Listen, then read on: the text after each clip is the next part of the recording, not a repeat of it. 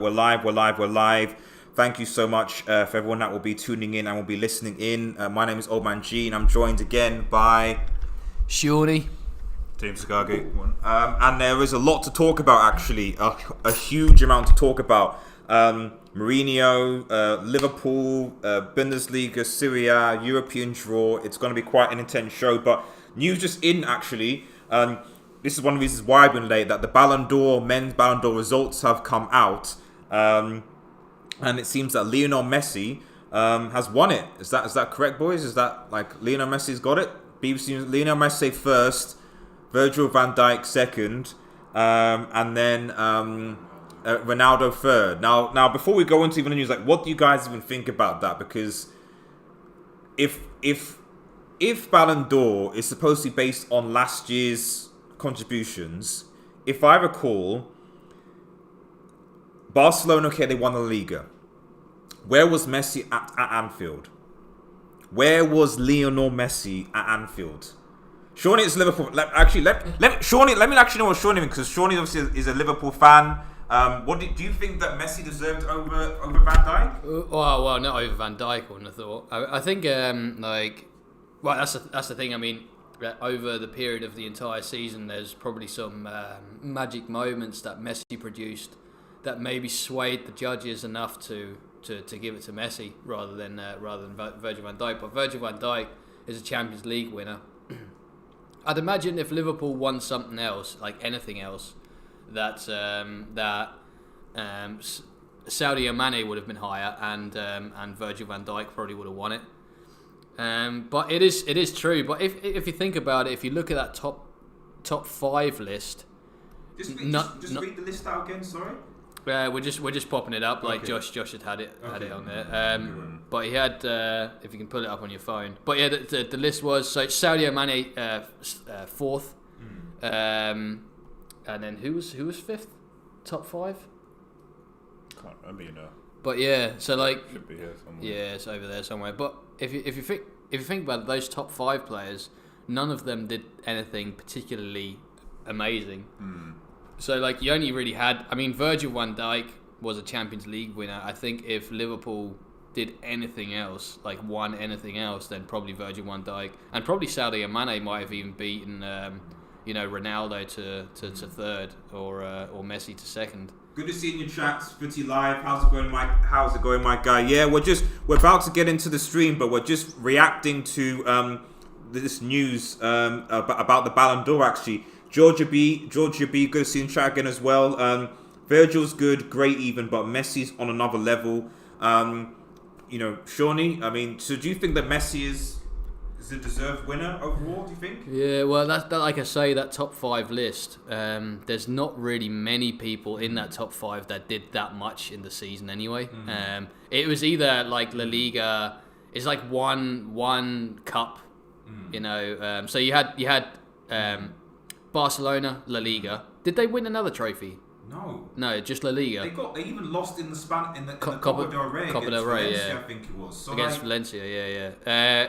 Well, yeah. Then just every those top five players just won maximum one cup each. So it was probably quite a hard decision for the judges to make. But I think Champions League is that kind of prestigious cup, isn't it? Where you maybe think to yourself, okay, Virgil van Dijk and even like Alisson, played a pivotal part in getting them there. Where Messi played the pivotal part in getting Barcelona to the to win the La Liga, I guess, because I mean, who else is there? Suarez is sort of fizzling out a little bit, even though he produces. They're milking the last little parts of magic, little bits of magic that Suarez has got.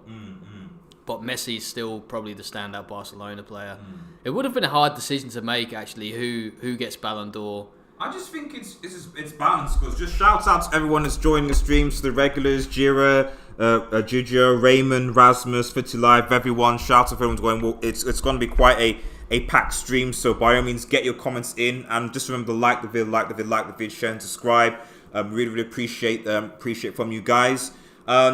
So yeah, I mean, I agree with Sean. I'm not saying that. I'm just going to everyone saying it. And Don Ragnar, good to see you in the chat as well. So Ilya United, man, we've got a good crowd. So this might be quite a long stream actually with everyone involved. But thanks. I'm not saying that Messi doesn't deserve it at all, but I just think that, it's kind of, it skews again, I think, the bias, in my opinion, bias towards La Liga, in that, Messi didn't have to really win anything of significance to still get the Ballon d'Or. For Raheem Sterling, even though, personally for me, I feel like Raheem Sterling had an overall better season than Lionel Messi. But in order for Raheem Sterling to get the recognition, he would have to win a Champions League and a Premier League in order to be in with a sniff. Do you kind of see what I mean? So, and at the end of the day, La Liga is a much less competitive league than the Premier League. Yeah. So the way I sort of see it in the Champions League is that the Champions League is where you shine, is when you stand out, because domestically, La Liga, especially because last season La Liga was quite weak, Real Madrid were awful, there was no competition. So to be honest, I don't think Barcelona played particularly well. They easily just could have just walked through it, So, whereas City and Liverpool, it was difficult. It was difficult. Yeah. Just reading some of your comments before I pass to Team Takage. Just a few comments. So Rasmus A, the GOAT, has won it. Messi Ballon d'Or, fully live. Messi deserved it, but so did VVD. Both were heavy winners. Ilya, Messi doesn't deserve to win Ballon d'Or. FIFA is a joke. Fair enough. Don Ragnar, Wagwan, brother, Wagwan.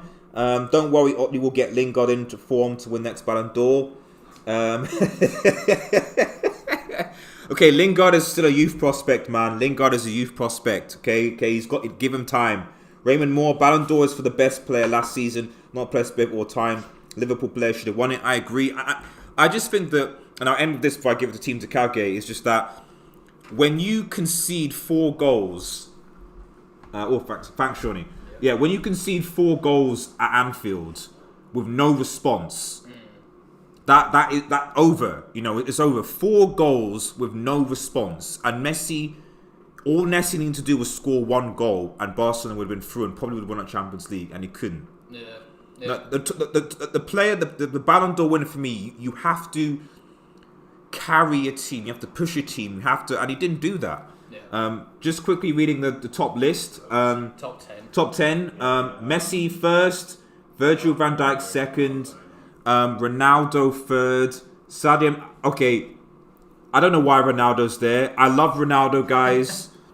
I love Cristiano Ronaldo. I do. But Cristiano Ronaldo last season based on last season, isn't even in the top 10 in my opinion. Sadio Mane fourth. I think he should be even third. Sadio Mane at least. Mohamed Salah, Kylian Mbappe. Who's that? Mbappe is a good shout because he's a World Cup winner as well, isn't he? So he won the World Cup. So that's reasonable. Alisson. And did he win the French league with the PSG? Yeah, PSG. But I mean, PSG is the Farmers League, isn't it? So Alisson then next. Who was that? I think it died. Raheem Sterling not even in the top 10, which I find quite insulting. Seriously, you mean so much? Raheem Sterling had a worse season than Cristiano Ronaldo. These guys have been bribed, man. Footy Live says the English league is easier and the pace of the game is slower, so it doesn't surprise the Spanish league player won it. Okay, fair enough. Jira, but La Liga has won more trophies than EPL in the. Yeah, what you mean in the Champions League? Yes, I agree, but we're basing on last season. So the Champions League winners of last season were Liverpool. So overall, okay, I agree that Messi is a better player than Van Dijk. But if we're just looking at last season, just what Ballon d'Or has looked on, I don't see it. Shawnee, do you have anything to? Yeah, I'll read out the rest of that list. So you had Mbappe obviously after Sadio Mane, so he was in 5th place. Which once again you'd probably think that he deserves to be a little higher considering he's a World Cup winner and then he won the French league, which is more than Barcelona, because if Barcelona only won the La Liga, you could argue that Messi, he is still a wonderful player to watch. I still, even at the age that he's at now, he just sort of ghosts past players. Absolute incredible passes that he sets up his teammates with, like Suarez and everybody else. He makes Suarez, because Suarez has really slowed down. He's not as fast as what he used to be, and he wasn't fast to start with, so he's like it's becoming quite slow now. So yeah, like just. And then you've got Alisson Becker, obviously another Champions League winner. So dare I say, at the moment, Kylian Mbappe probably was hard done by, even with someone like Mo Salah and I mean definitely Ronaldo ahead of him, because Ronaldo didn't really do much at all last season, did he? Because what are we saying? Are we saying that Messi won this because Messi won this based on the fact that Barcelona won the Liga? Is that what we're saying? Pretty much, because yeah. At this stage, they didn't even win the Spanish Cup. They got bantered in the final by Valencia.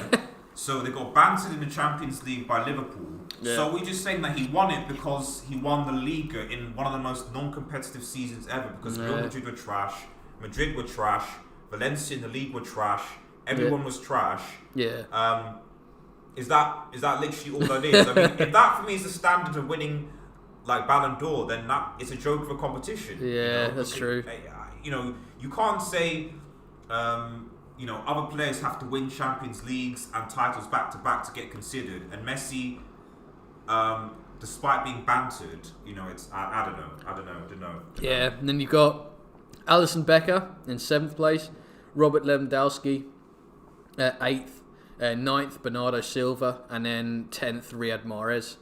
Which once again, Riyad Mahrez, you're questioning why is he even on the list at all? He didn't do that much. Well, aside from maybe African Cup of Nations. Oh right, yeah, that's true. Actually, yeah, I forgot about that. Fritzy Lives, I've heard news about Pochettino that he's open to a new project in the Premier League. Should you, Sean? Do you see him as him? We're actually gonna come to that in a second. We were actually gonna start with managers and Premier and stuff. But it's just that this breaking news, essentially to the Ballon d'Or reaction, I'll probably do a reaction to that soon, actually. So, but that's why we're starting with. Otherwise, we'd have actually gone into managerial talks and discussions. So, what we'll do, we'll pause the Ballon d'Or discussion for a second. We might come back to it, maybe in another video or maybe towards the end of the stream, and we'll just plow on forward because we actually have so much to cover so much.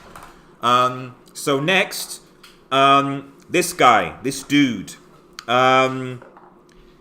This man, Jose Mourinho, obviously, was it beginning of last week? Pochettino got sacked, as you can see in the video on the channel, and Jose Mourinho is now in Spurs and is doing quite well. The special one returns, as it says in the title. They're playing against Manchester United on Wednesday, and to be honest, I think they're going to beat us, batter us, in fact. But I want to ask you guys, and I'm going to give it to the panel as well. Do you think Jose Mourinho will be a success at Tottenham Hotspur? It's as simple as that. Will it be a success? What's that? Spurs. Spurs. Seen that video? The Chinese guy doesn't know who Tottenham is. I think. Well, the thing is, he always Jose Mourinho has them first couple of seasons where he just absolutely smashed it. And he seems to have a good group of lads there. I don't think the group of lads at Tottenham are going to do quite what happened at Chelsea or Man United. They seem like a really, really good, honest group of players. So I don't think they're going to stop boycotting the manager and casting Jose Mourinho aside just because they don't like his methods. So I think this is going to be one of his more successful clubs. So I think it's going to be successful. I think there's going to be a cup win there, in there somewhere in the coming years for Tottenham.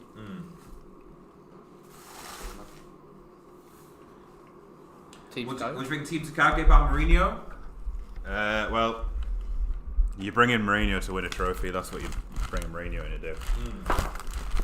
Would you have him at Arsenal? Would you have had him at Arsenal? Because a lot of Arsenal fans were like, no Mourinho. Probably, yeah. Because obviously Mourinho is known for his defensive-minded football, right? Since he's joined Spurs, have you seen any of that? No. It's almost like his time away and like being a pundit and all kind of things is maybe I don't know how to say it, because you don't normally score two goals. He's conceded 6 in 3 games. Yeah. That's not a usual Mourinho side, you know. Yeah. It's all about clean sheets or like scraping. So I don't know if it's the players or whatever he's doing, his new coaching method. He's doing all right. I would have definitely taken him. But it's early doors. You know, we'll just see. I think Spurs will win a trophy this season. It might be like an FA Cup. But that's still good because they haven't won a trophy in how long? That's true. But just reading. Just reading some of your comments because it's coming in thick and fast. Pretty Live says Jose has the team at Tottenham where he didn't have it at Manchester United. Fair enough. You know, I can see the headlines now. Jose sacks Oli. Ilya, Jose will park the bus. Lol. He doesn't seem to be doing that. Georgia B, Jose won't win the league at Spurs. Fair enough. Don Ragnar, Mourinho is a master of psychology. He will come to Old Trafford and aim to win the crowd. Both United and Spurs crowds as a fuck you to the Manchester United hierarchy. Facts. Fair enough. Rasmus A, Spurs have a good squad, so he has a chance. But the question is whether defensive tactics is going to work in 2019. I don't think it suits 2019. So unless he changes tactics, he won't be a big manager. Fair enough. I mean, he has said he's changed. That's what he said. He said he's changed. He's going to be doing things slightly differently. We'll see. That's it, you know. Yeah. But I mean, I would still be very. If he clearly, I mean, I think the big thing, and you see him in the picture there, is that I've noticed in the 3 games anyway, is Dele Alli. Like he seems to have just been a completely different beast. He's semi-dropped Eriksen, and Dele Alli seems to be very, very different, you know. So yeah. What do you think about that? Yeah, Dele Alli and Son, like both. Son, since he chopped that player down and like dislocated that fella's foot, he's come back with a vengeance, hasn't he? He smashed it in the Champions League and he smashed it in the Premiership. And assist, like with assists and goals both. But yeah, Dele Alli in particular, definitely he's trying a lot harder than what he did under Pochettino. Yeah, you saw in the last game, even though it was still close. It was a close game. What it? 3-2, did it? Yeah. I think were those both set pieces? The Tottenham goals. The Bournemouth, was it? Anybody know? What the way Spurs scored? Bournemouth. Bournemouth scored. They scored 2, and I was just wondering if they were set pieces because Spurs are quite weak from set pieces. Yeah. I think a lot of the goals have been from set pieces. Yes, that is a fair point. I think you're right. You're right about that. Reading just some more of your comments. Arsenal apparently going all out for Brendan Rodgers. Fair enough. We'll come to them in a second. In fact, actually, we'll park the Mourinho discussion to one side.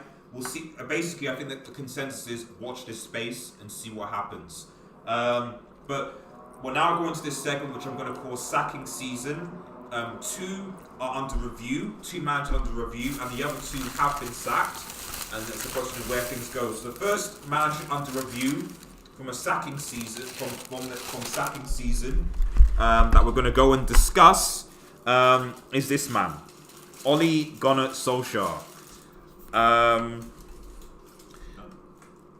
Sacking season candidate number 1. Obviously, this is a Manchester United fan channel. United have dropped points against Sheffield United and Villa at home. They have Spurs and City this week, and they could easily lose both of those games. And yet, we're hearing that his job is safe. Is it safe? Should he be sacked? I mean, I know it's going to generate a lot of comments because a lot of United fans in the chat, but I'm going to pass it to some non-United fans in Shawnee and Team Takage. What do you think about Ole Gunnar Solskjaer and his tenure at United right now? I don't like this whole he's not doing well, sack him like immediately. I think the boardroom needs to give him a whole bunch more backing and just like say, look, you've got this amount of money to spend. Build the team that you want, and then we'll judge you at the end of that season. Not just like this whole. Yeah, okay, yeah, come take charge. Oh, you haven't done it, you're sacked. I think give him a Are good you just saying chance. this as a Liverpool fan? As like you want him to stay as long as possible to destroy the club? Who else? As a person as well, who can feel for another person. Okay. I think Ole Gunnar Solskjaer would want to implement his own team. I don't know whether he has the team that he wants right now. I mean, he's using a lot of players that he's got from the youth and stuff, which is brilliant. Okay. But I think he's only using them because he trusts them more than some of the other players there. Okay.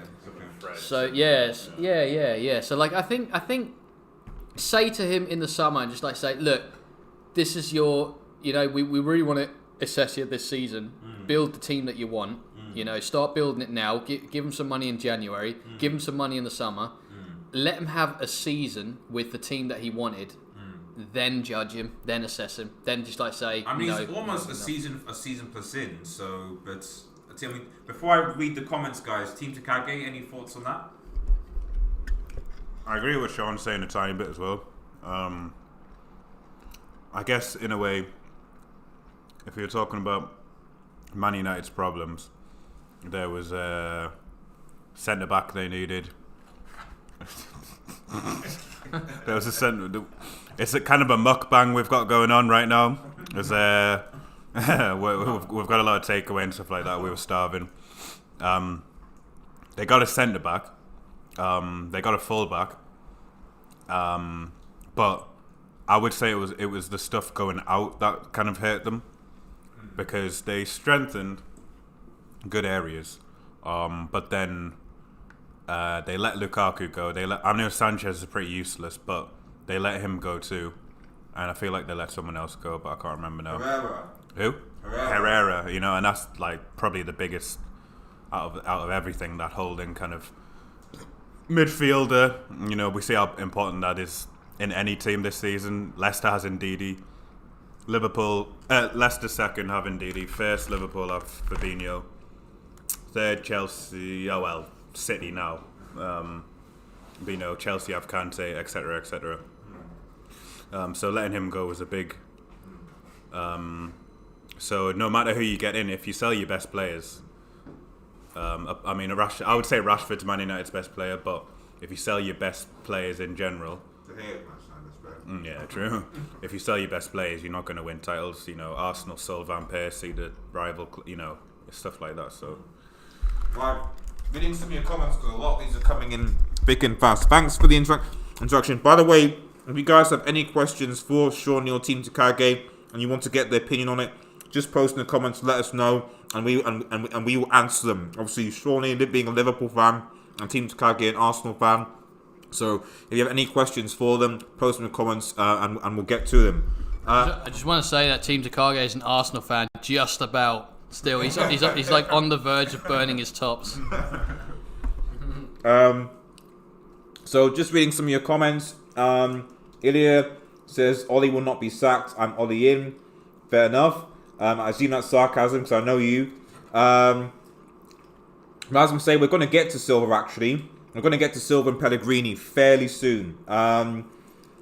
Georgia B. Ollie's keeping heat off Woodworm. Well, that's even another time talking about Ed Woodward being a banter director of football. Raymond Moore. People said we have a terrible squad. New manager comes would not change anything. Not true at all. The managers can change the situation. Look at Spurs now. Fair enough. Don Ragnar. The league table is not my biggest concern. Ole Gunnar Solskjaer. Yes, Don. Rasmus said that was a disgraceful comment by Ollie. is that what he said? He said the league table is not my biggest concern. I was like, What's his biggest concern? well, so just as what Team Takagi said, so if the league table is not his biggest concern, then what is Ole Gunnar Solskjaer's biggest concern? Players. Is it what is Ole Gunnar? What is Ole Gunnar Solskjaer's biggest concern? Players, I reckon. Players, so what? I reckon the team. I reckon at the moment that's probably what he's talking about. He's probably talking about what's happening in the back rooms because where are all the big players? I mean, I know that Pogba at the minute is he back from injury now? For City, possibly. Possibly. So I don't even know. So like That's probably what he's talking about. He's probably thinking to himself, I need to build a team because I mean, let's face it, it doesn't matter what manager you get in. If you get in Jose Mourinho or who's the best manager in football right now? Pep Guardiola. Klopp. A Liverpool fan, come on. If you got Klopp in to Man United, could he take the team that you have now to the Premier League title? I don't think he could take the team. I don't think Klopp. If Klopp came to United, and obviously that's not going to happen, but if he came and came to United, because if we notice every football. Let's just put rivalry aside. Every football fan will see Klopp. Even Klopp in Klopp's first season, you could see what he was trying to accomplish. Now, a lot of the pundits were like, "Oh yeah, Liverpool conceding goals, oh not good enough, Klopp good enough, blah, blah, blah." But the style of play, the football was enjoying, was entertaining. You could see what they were trying to. So you could see the direction they were going in, and so it was a question of right, okay, we just need to get a better defender, a better keeper, replace Sabino, bring in players, and build on what we have. Because first season Klopp goes in, he gets them to a Europa League final. Yes, they lose it. Next season they build on. They get to. Liverpool team was quite a good team that he inherited, though. That is true. The Man United team, I don't know. I don't know if Klopp could come in and like say, all right, I'm going to take this team to a Europa League final. No, of course not. No, I just think that Klopp at the very least, you could see the direction he would be going, and on top of that, at least we would weed out players who are not fit. Because quite frankly, I don't still understand how Liverpool. You look at Liverpool players and they're incredibly fit. Yeah. You look at United and somehow we still have really, really bad and unfit players. Yeah. Not just United. Arsenal as well, probably. Absolutely Arsenal. Yeah, Arsenal. Yeah. I mean, if Like you think, Chelsea were I don't really know. You look at that Liverpool City game though. They were knackered at half time. The City players. I don't know whether that's just the way we were spreading the play in the first half from side to side and getting them running more, or whether it was just generally Liverpool's fitter than City. Yeah. But even City players, who I think is maybe the second fittest team in the Premiership, even they struggled against Liverpool. It's crazy. Yeah. Just reading some of your comments about Ollie, just random. Pretty Live says, yeah, but Ollie needs to put his bargaining of the deal up and coach the players the right way. And he needs to be ruthless with Woodward and demand new players that he wants. Otherwise, he might as well resign.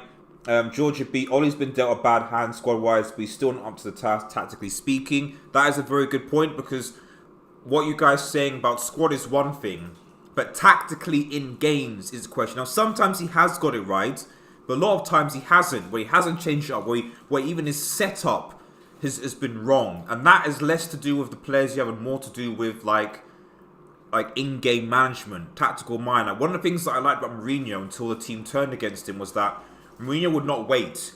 So if things are going wrong, right, okay, need to change it up. Bang on Fellaini, 85th minute, lob the ball up, change it. And it would work sometimes, Ollie doesn't seem to know how to do that, Right. I mean, he is where was he before this? Mulder. Who?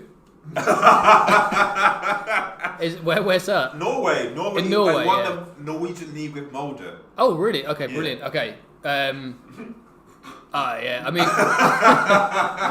well, I think that's like obviously a completely different league. Yeah. But I don't know. Like, that's the thing. I mean, United. I mean, I'm talking from obviously I'm quite relaxed about the entire topic, because I'm just like, well, just give him another season and see what it's like. I mean, what do I really care? But just as a person, I'd feel for Ollie not getting the backing for the players that he wants. Just like he might be saying to the club or the chairman. None of the United managers have, though. Like, if you see every single manager that's come in, I would certainly Mourinho, Moyes, Van Gaal maybe is probably the only manager that maybe was sort of fully backdish somewhat. Yeah. But Moyes definitely, and Mourinho definitely have said, publicly said, I didn't get the players that I wanted. I was not backed. Yeah. So it's like, it's not just him. So even if we get a new manager in, it'll be the same thing in that respect. So, yeah. Sorry, go on. Yeah. Yeah, no, it's fine. Now, I mean, that's sort of what I was looking for anyway. So you kind of had the whole. Do you just like say to Ollie, okay, listen, you're definitely fine for the next couple of seasons here is whatever 150 million. Build what you like, sell who you like, but after them couple of years, judgment. We're going to assess you and just like. Is that football now though? Is that football? I mean, now? who if you're going to sack Ollie and just like go, all right, you're out. I mean, would you get like what Pochettino? Well, let's put it to the comments, guys. So just reading thing. Ollie is lying from Ilya. George Footy Live says Pochettino is the right man. Many people are saying it. Don Ragnar. Ollie's biggest concern is the heat he'll get from his wife when she finds out she has to go back to shopping at Debenhams instead of Harrods after he gets sacked. Right? Fair enough. Raymond Moore says, Ilya, I want Ollie out, but I don't mind him till the end of the season. The damage can't be fixed, which is fair enough. Maybe the season's written off. Footy Live, yeah, Mulder are like the Man City of Norway. Fair enough. If that's the case, Footy Live says Leicester City is the second fittest team in the league. Actually, that's a good So point. I think it's a good Yeah. point. Very good point. could be. That's a Could very be. good point. I mean, they are second. And also, ex-Liverpool manager Brendan Rodgers. So is Yeah, there something Liverpool. about that? You The know, Liverpool connection. Liverpool. That there must Maybe be that's something how at Liverpool Liverpool. became that fit in the first place. Do you know what I mean? Even Yeah. if you look Because at obviously, like, it's a good, like, Klopp's already thinking, yeah, I can work with this. Yeah. Because look how, like, yeah. much they were sprinting and, like, Yeah. killing Yeah. teams Yeah. in Brendan Rodgers' It first was season. full on suffocation. Right? Yeah. And maybe and even stuff really like you look at like how Gerrard has transformed Rangers in terms of taking that as well. Like maybe there was something. That's what happens when you have a good coaching, I guess, which we don't have. You can see why Arsenal really, really want Brendan Rodgers. But I don't think it's going to happen. Well, we're going to come to that. In fact, we're going to park the Ollie discussion for a second because we actually got so much to talk about, and there's a lot of people posting comments. Is everyone in the comments want Ollie out? Do they? So get it up on the. Yeah. Shawnee. Yeah. Sorry. So Shawnee's been comments. Quick. Can you put a poll in? I'm just seeing it. Can I put a poll in? I don't know. Can you put polls in these chats? There is probably a way. If anyone can get a poll and put it in the chat, then let me know. Ollie in or Ollie out. Let me know. I assume a lot of people are going to be Ollie out. Looking after this, and Fully Live it says like Ollie out after the City game. Rasmus Agerson says regarding Moyes, more than not getting the backing, it was the fact that he couldn't convince players to join us. How many players ditched us? Fabregas, Cruz, Thiago. Fair enough. And Don Ragnar to point says, I disagree with giving Ollie time. A manager's pedigree grants him the time. Sir Alex and Klopp's pedigree before joining Man U Liverpool, respectively, are examples. Ollie has none. Dead food CV. And then Georgia B. Rogers Arsenal. Well, okay, we'll park the topic for 2 seconds and we'll move on because this is sacking season, so we're going to move on to actually. In the meantime, United fans, because I'm seeing a lot of out. So if Ollie is out either after the City game, after the season or whatever like that, who comes in? That's what I want to know, because you can't just go sacking people if you've got no one lined up to take. Well, we're gonna speak about Arsenal in a second. So because that comes to that, but before we do, let's quickly and I mean quickly because we've still got a lot to talk about, and we're about half an hour in. So I see you guys pretty live. Jersey will slap these boys, get slapped at City. With Poch, can't track top players, what Ollie can't. Don Wagner says Eric Ten Hag, yeah, fair enough. I don't know that. But let's talk about this guy, Marco Silva at Everton. Everton are 2 points above the relegation zone. They're literally just above the relegation zone. If we're talking about how bad Ollie is, we're talking about Everton have been backed hundreds of millions over the last 2 seasons. Surely, even as a Liverpool fan, I'm sure. You're enjoying probably Liverpool and Everton and United doing, but what do you actually think? What is going on at Everton? What's going on at Silva? Like, is he gone? It's just they've got to sack him, surely. Yeah, I don't know. It's just like this. I don't know whether it's all of the players or just a couple of them. Just seem disinterested. They don't fight for them 50-50 balls. they're just quite content to have teams just run in circles around them. They're not. There's no fire there at the minute. They've just lost a little bit of interest.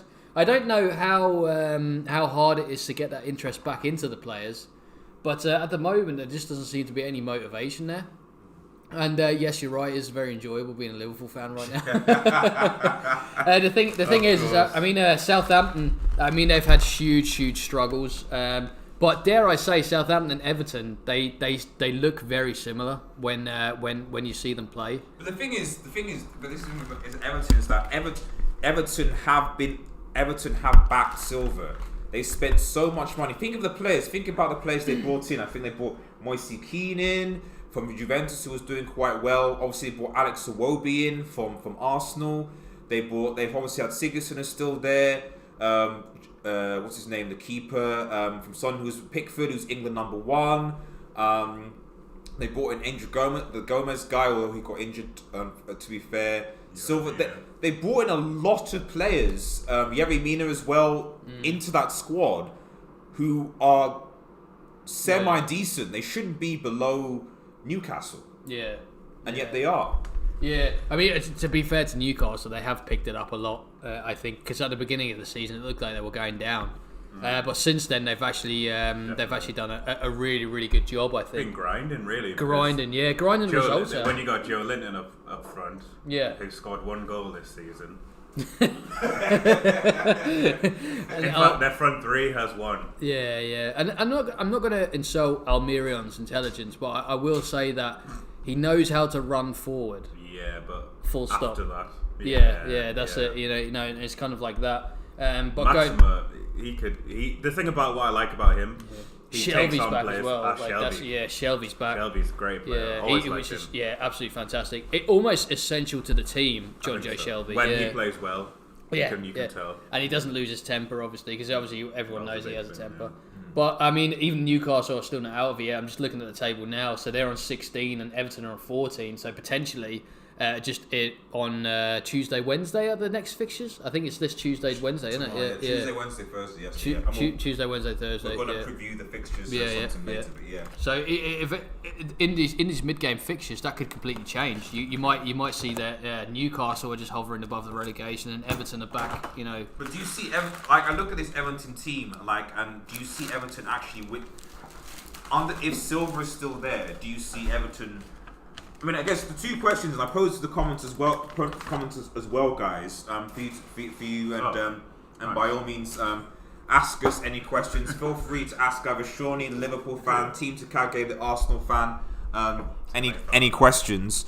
But do you think Everton need to sack Silva? And if so, who can Everton actually bring in? Because I doubt your Allegri's or your Brendan Rodgers are going to go to them. So who can Everton bring in to save them from this crisis? That's probably what they're thinking. They're like, who can we keep? Big Sam. Yeah. They can't. Big Sam. Big Sam was there, wasn't he? Oh, so you're not allowed to get him again or something? Well, no, but I think the way Big Sam was dismissed at Everton was like, we'll get a bigger name manager in. He's because he stabilised them. Then they got in Marco Silva because he was going to be the big name to maybe they'll just get someone like that then who can stabilise, keep them up this season. Maybe Big Sam will, if he's got nothing going for him. Who's comments? Might be it. Georgia B says Tony Pulis. They might, I don't know if Pulis. But isn't he doing well at Borough or wherever he is? Is he still there? I don't even know. I don't know either. But definitely not. I don't think Everton. Okay. Everton would be able to attract any manager that's sort of got any sort of aspirations. They shouldn't do. Yeah. In the past they have, haven't they? Yeah, They've had Koeman, Marco Silva. Yeah. Was Ranieri wasn't there. They've had loads of good managers. Yeah. I don't know why. That was what's his name, Moises' stepping stone to United. Yeah. There's a question. There's a question for you, Shawnee, from Liverpool, from Don Ragnar. Question, Liverpool fan: is Salah showing signs of decline?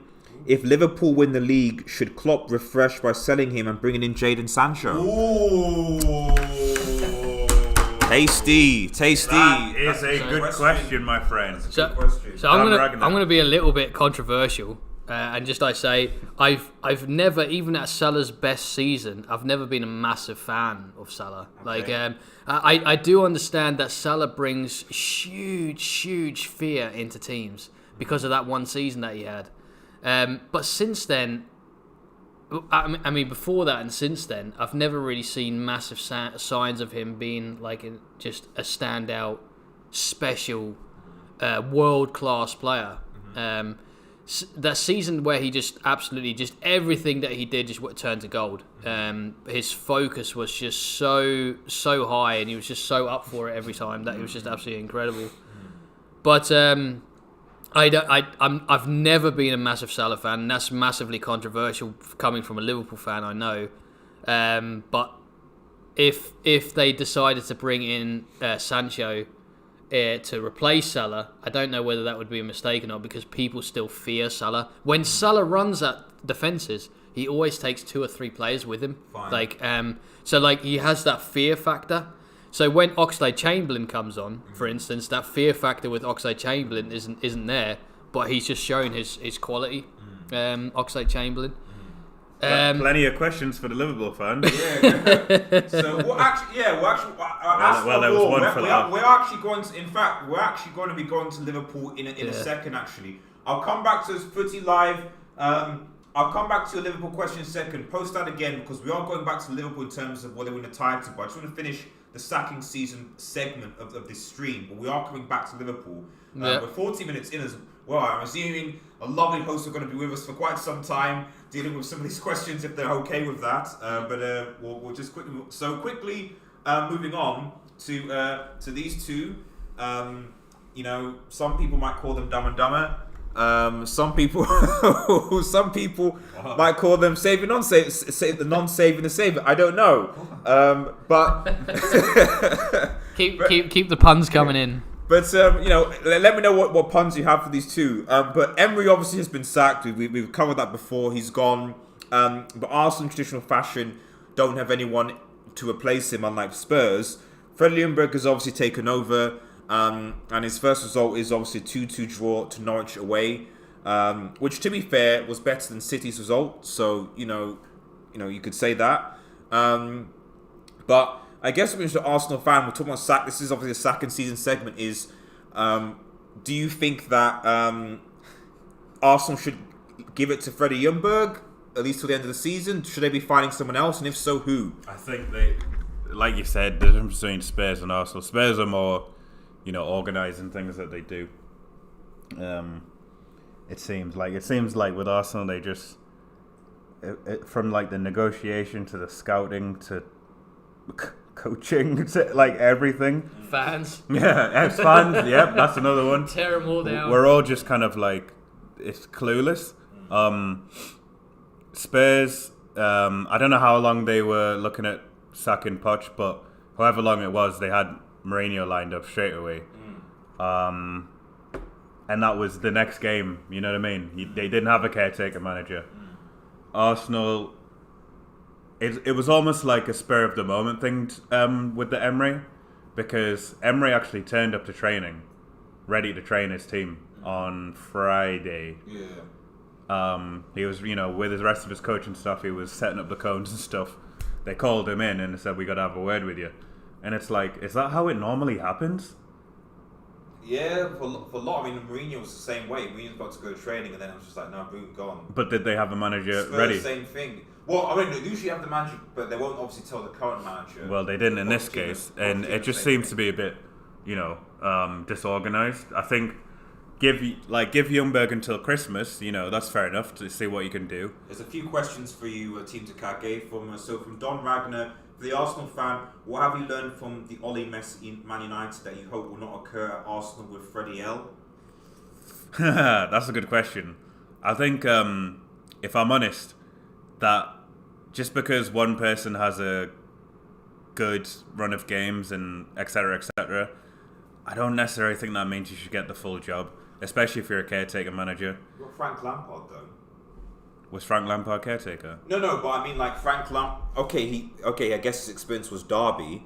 Yeah, but that's different. that's different. Yeah. Well, because he had the Derby job, do you think? I think so, yeah. And just because, like if it's just like how Ollie, they were caretaker managers. Same with Ljungberg. I wouldn't even mind if they went on to manage someone else who's having those experience, but I don't think that's because the players want to play for the badge, and anytime a new manager comes in, you see it all the time with Watford when they sack their manager and get a new one. Even though it's not really happened this season so far. We're going to come to Watford. But it's happened with West Ham, all these people who sack their managers, and then a new manager comes in. Oh, let's play for the badge because you're fighting for your place at the end of the day. That's what clubs do. They're looking for that that sort of 5-game high of where the club picks up for them 5 games, and they get like a banger. I mean, if you remember like 10 seasons ago. When Di Canio, it wasn't even 10 seasons ago, what was it, like 6-7 seasons ago, Di Canio came into Sunderland and he got like 10 awesome results, and everyone was just like, oh my goodness, it's like the next Pep Guardiola or something, and yeah, he got them results, and then after that the team was just in rapid decline again. It's just if that's really what it's come down to now, then like football's just become unenjoyable. I mean, really, when you sit down, it doesn't matter whether it's an interim manager or like a full-time manager. You assess the plans of what he's going to do. Like, do you want to work with the youth, or do you want money to buy the players? Because if you're working with the youth, you need time. You can't do it over a season or two. I mean, working with the youth and bringing the youth through, like Dalglish was doing, and even kind of how Klopp is doing now. Klopp sort of has both sides. He has like a 50-50 of where he has like unbelievable quality on the field, but he's slowly but surely bringing in Trent.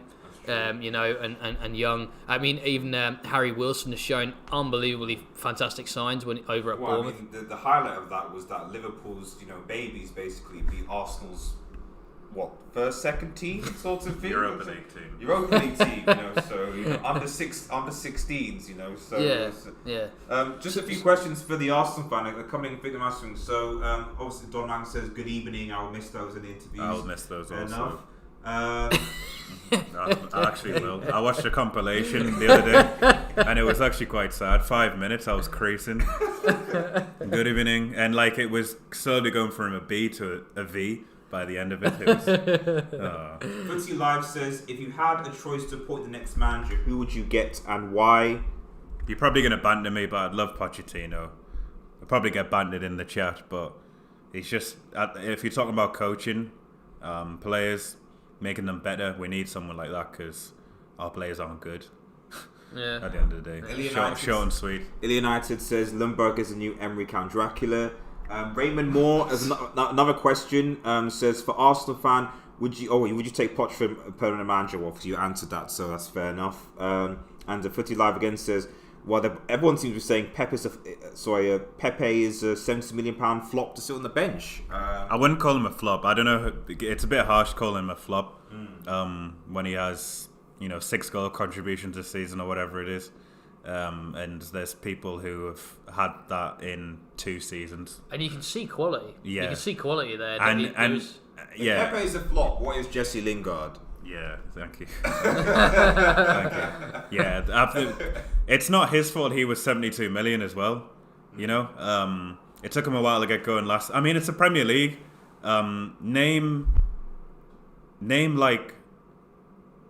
like I know obviously Sheffield have just got promoted, but like name some signings who people have just got who are like absolutely on fire and have hit the ground running. Is there many this season?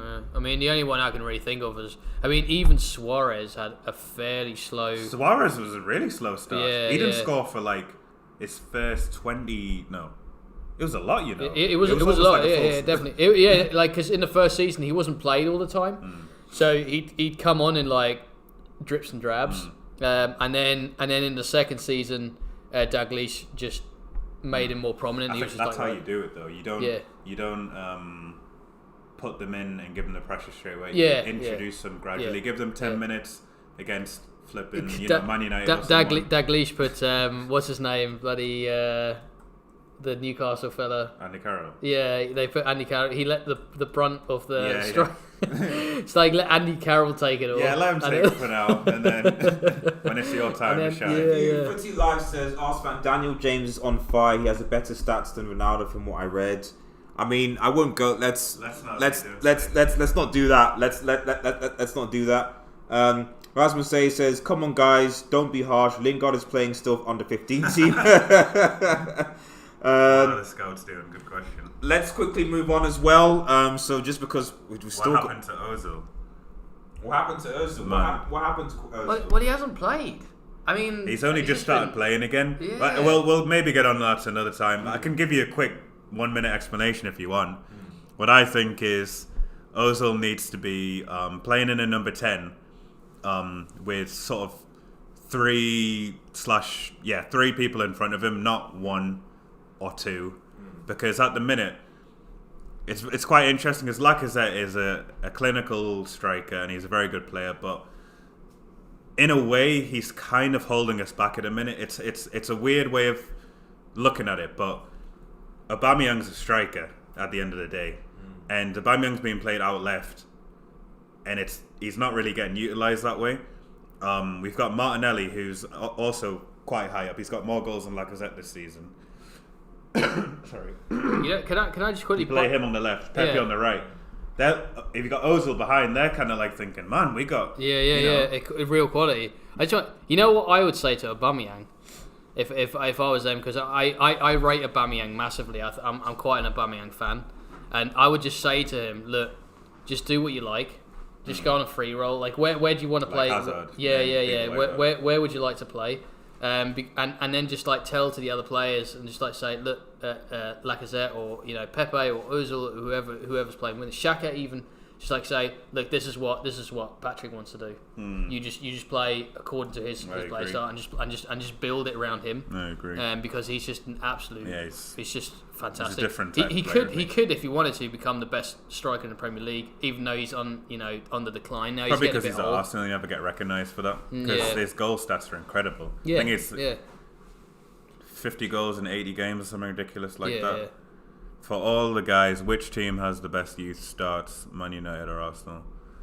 Ooh, I'd probably go Arsenal for that Arsenal. one. Even as a United fan, I would say Arsenal because is there no Liverpool thrown in there? I mean, you don't I think it says Man United and Arsenal. Right, let's quickly move on to Arsenal. The last thing of sacking team, and this will be briefly. So Chicolito, or I don't even know if it's like Flores. The guy's basically been sacked by Watford, and I just thought I would briefly mention what happened to Dennis Suarez. I don't know what happened to Dennis Suarez, but Flores has been sacked obviously by Watford. This is the second they've sacked. They've sacked two managers before, essentially before December.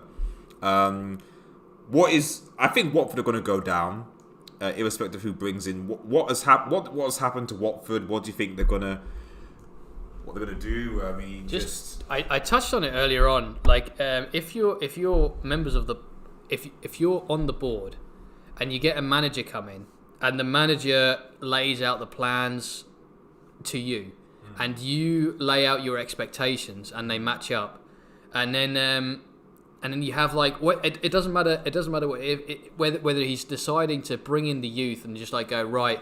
I'm gonna concentrate on the youth, and you get the backroom staff and everybody working on creating the players that you want, and even buying the youth that is around in England or around the world that is suiting what it is that you're looking out for. Yeah.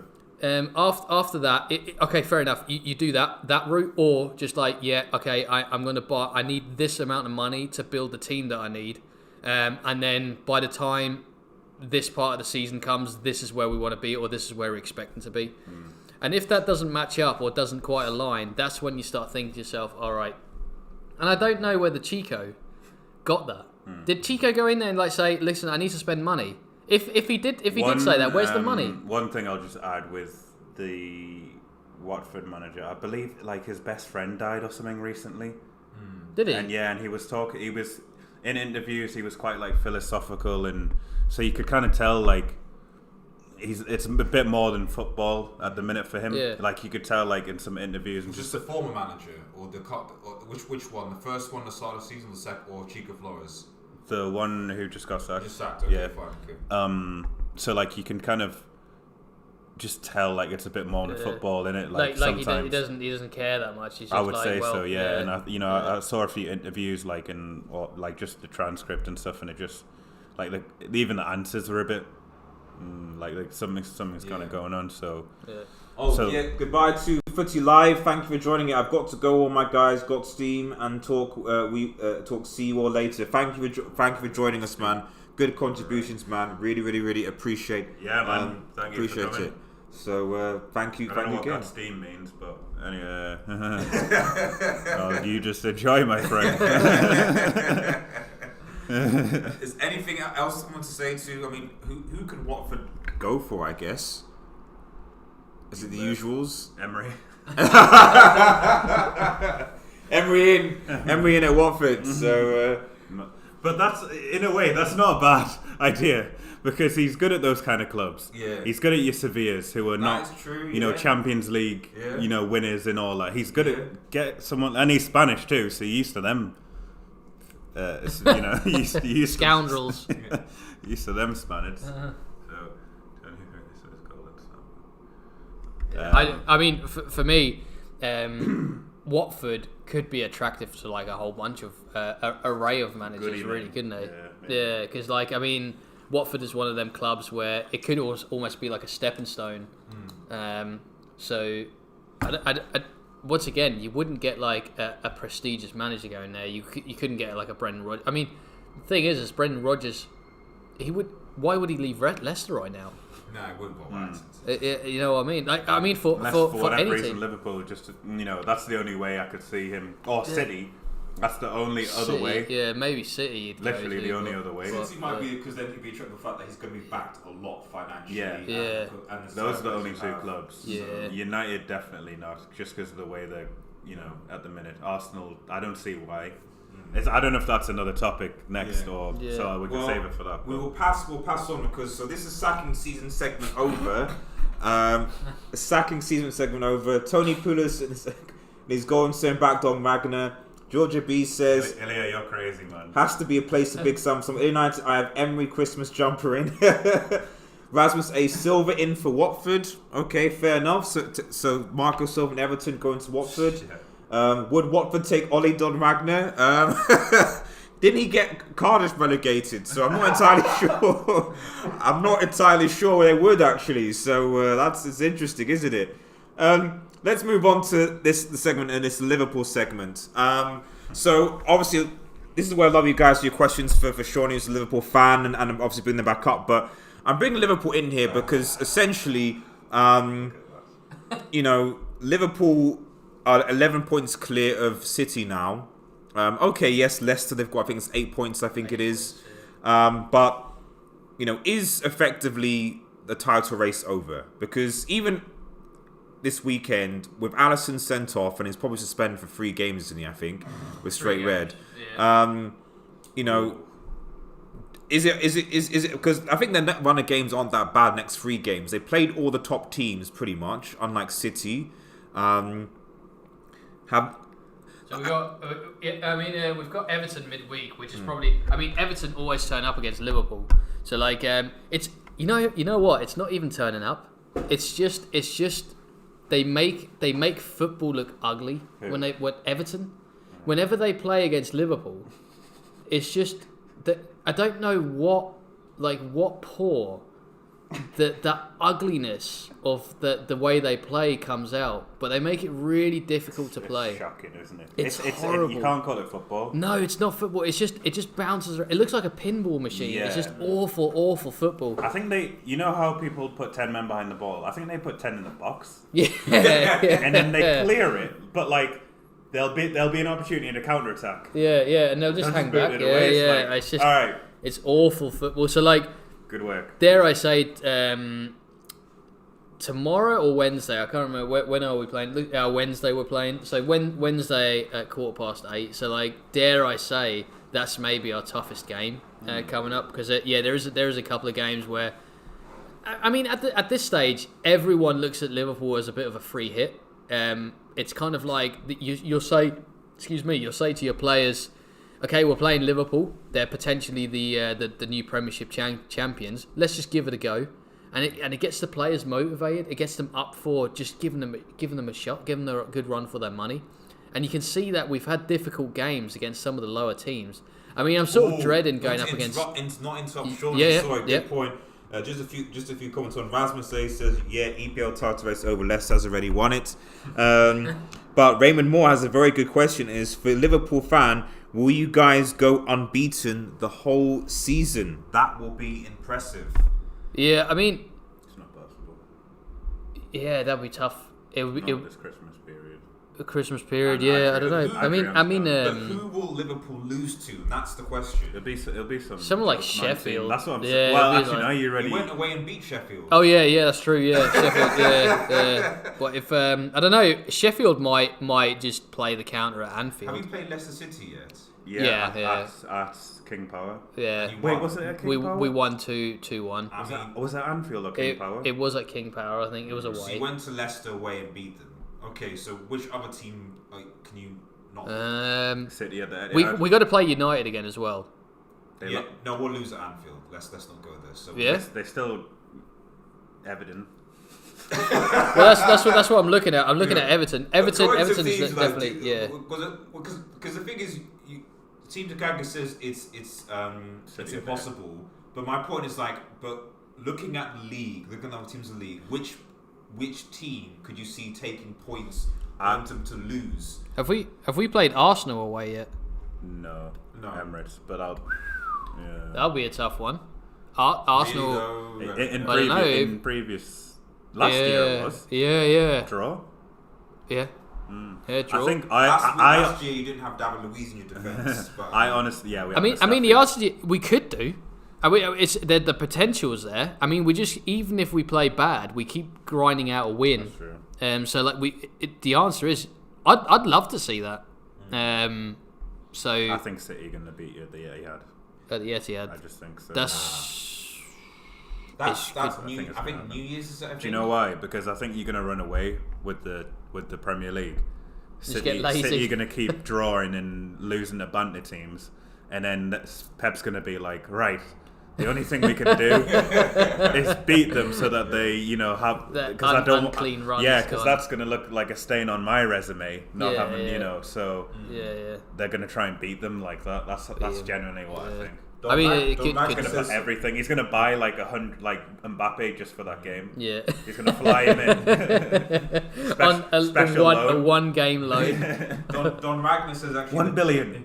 The biggest difference of Liverpool this season is they've had their Neo in the Matrix. They believe they can win every game and always come back even when not playing well.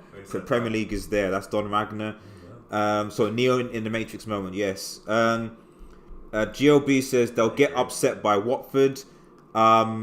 If they do, that's banter of the season. If they were to lose against Watford.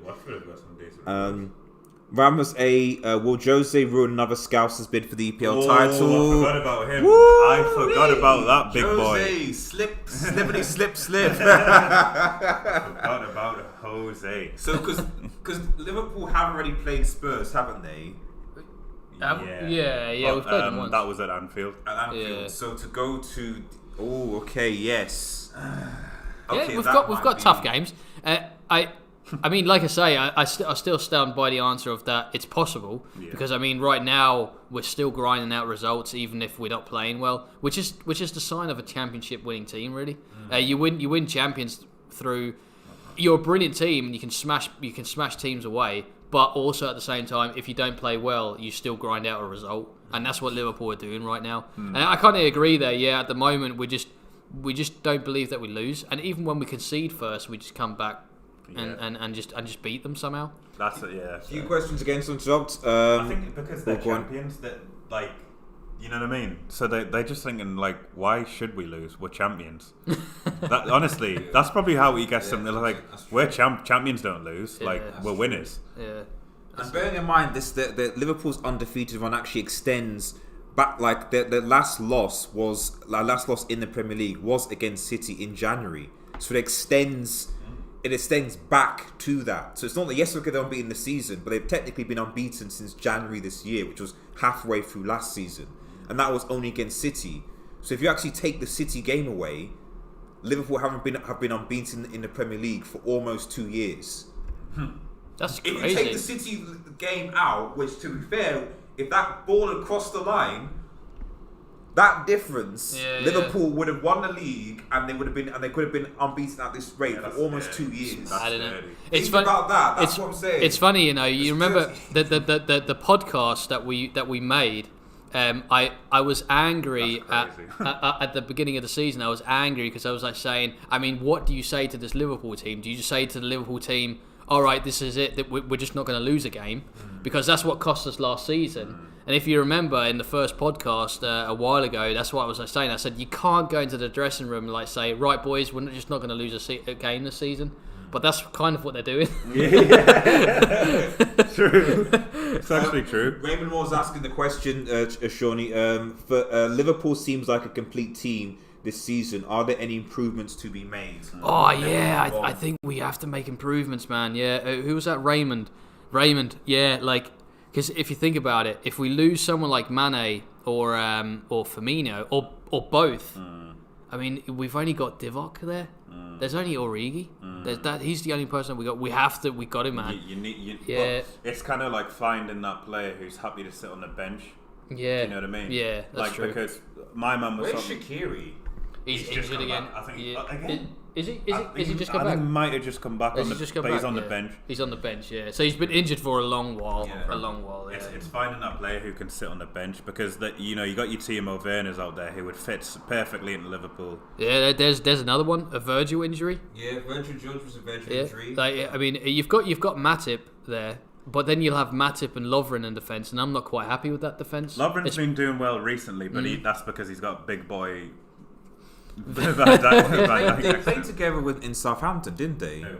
Lovren and Van Dijk, they were together because Lovren came from Southampton, Van Dijk came from Southampton. And then Van Dijk left and it was Lovren and Fonte. No, so Lovren left first. Did he? Yeah, so Lovren left first to Liverpool, and then it was Van Dijk and Fonte, I think.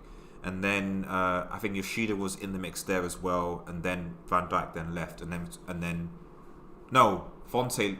I think Fonte left before Van Dijk. Fonte left. Fonte and then went to West Ham and was just trash basically. Yeah, so, he just got nothing. I mean, I think a lot of them Southampton players just wish they would have stayed at Southampton because like nothing came of them in the end. Really? Most of them seem to go that left Sadio Mane. I think all Oh of them. no, not them. I meant like in the back line, like even players like wasn't. Oh, you mean like Fonte and people like that? Yeah, and Although I think he's Alderweireld, yeah. is he there too? Alderweireld was there at Southampton. Yeah, no, definitely not Sadio. Yeah, like everybody else. I mean, even like what's his name, like Ricky Lambert, Adam Lallana, like them kind of players. And then Mane was there. Why and didn't then Arsenal Bale was buy there. players from Southampton? Well, they did. They had Ox. Ox was there. Yeah. Came from there. Yeah, they had Shaw Ox. was from there. Like they had a okay. Well, let's move on because again we've still got quite a few things to discuss. But the general consensus is that although we don't want Liverpool to win a title, they probably will. Let's be real.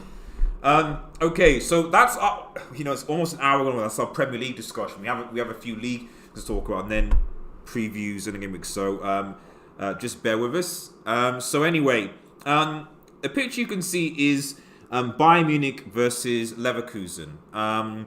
Bayern Munich lost to Leverkusen this weekend, even though I think they played quite well.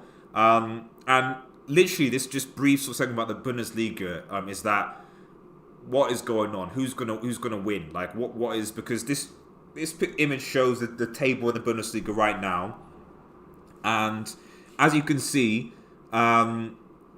Gladbach, who have been banned in Europa League, is still top with 28 points. Sorry, RP Leipzig 27, Schalke 25, Bayern Munich 24, Dortmund 23, Freiburg 22, and so on. And so it's essentially Just look at the wins, the win to loss ratio of the top 3 teams. They're just absolutely smashing it. Like it's just one loss in the 5 games for both of the top teams, whether it's Mönchengladbach or Leipzig.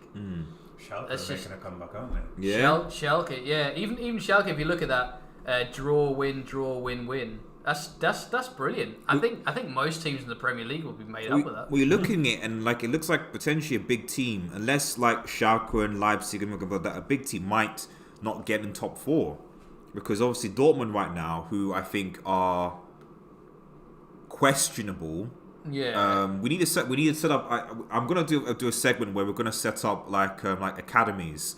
So you have we'll have players. We'll probably do this at some point where we'll have players who we feel like are top tier players who are highly rated, and then we'll have prison where we have players who were trash going into jail or something like that. I'll come up with something, but Dortmund are the type of team right now that I feel that are going towards the jail sort of bad turn because they just can't seem to defend and get fluky results. And Sanchez there obviously. So, but anyone have any said what's going on in the Bundesliga? Do you think Bayern? Do you think this will be Bayern's or what?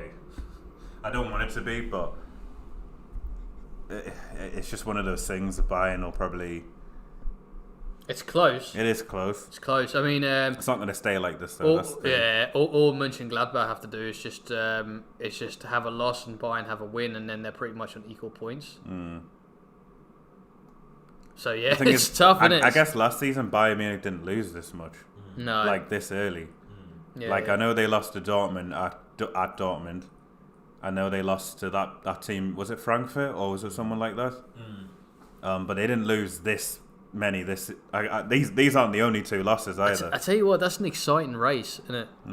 It's all within 3. Yeah, there's just like I mean, especially at the top there, just that 1 point between them, and then you've got to 25 and 24. So like you've got like just like 5 points. Yeah. That's an exciting title race, isn't it? It's not like what we had in the Premiership. Like, Well, Rasmus A does say Gladbach hopefully will win it. Border Bayern winning it all the time. Yeah, me too.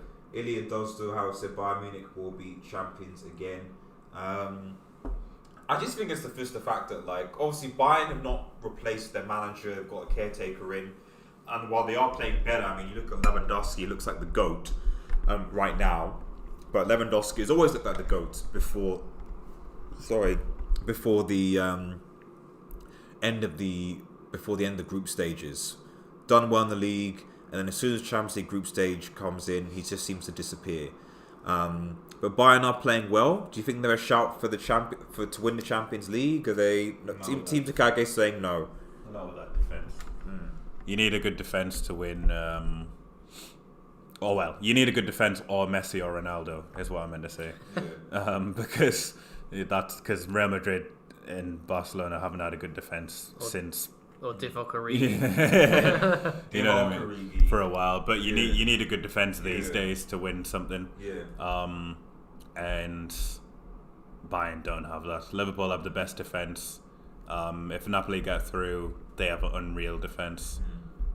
Yeah, I think someone who's got a good sort of at least 3 out of 4 in their back line who are good, they'll win. So I'll probably give it a. Fair enough.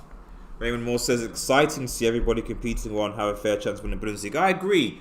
I think I would genuinely like to see someone break Bayern Munich strong out of the Bundesliga, because I think the ultimately will be good for German football as a whole as well.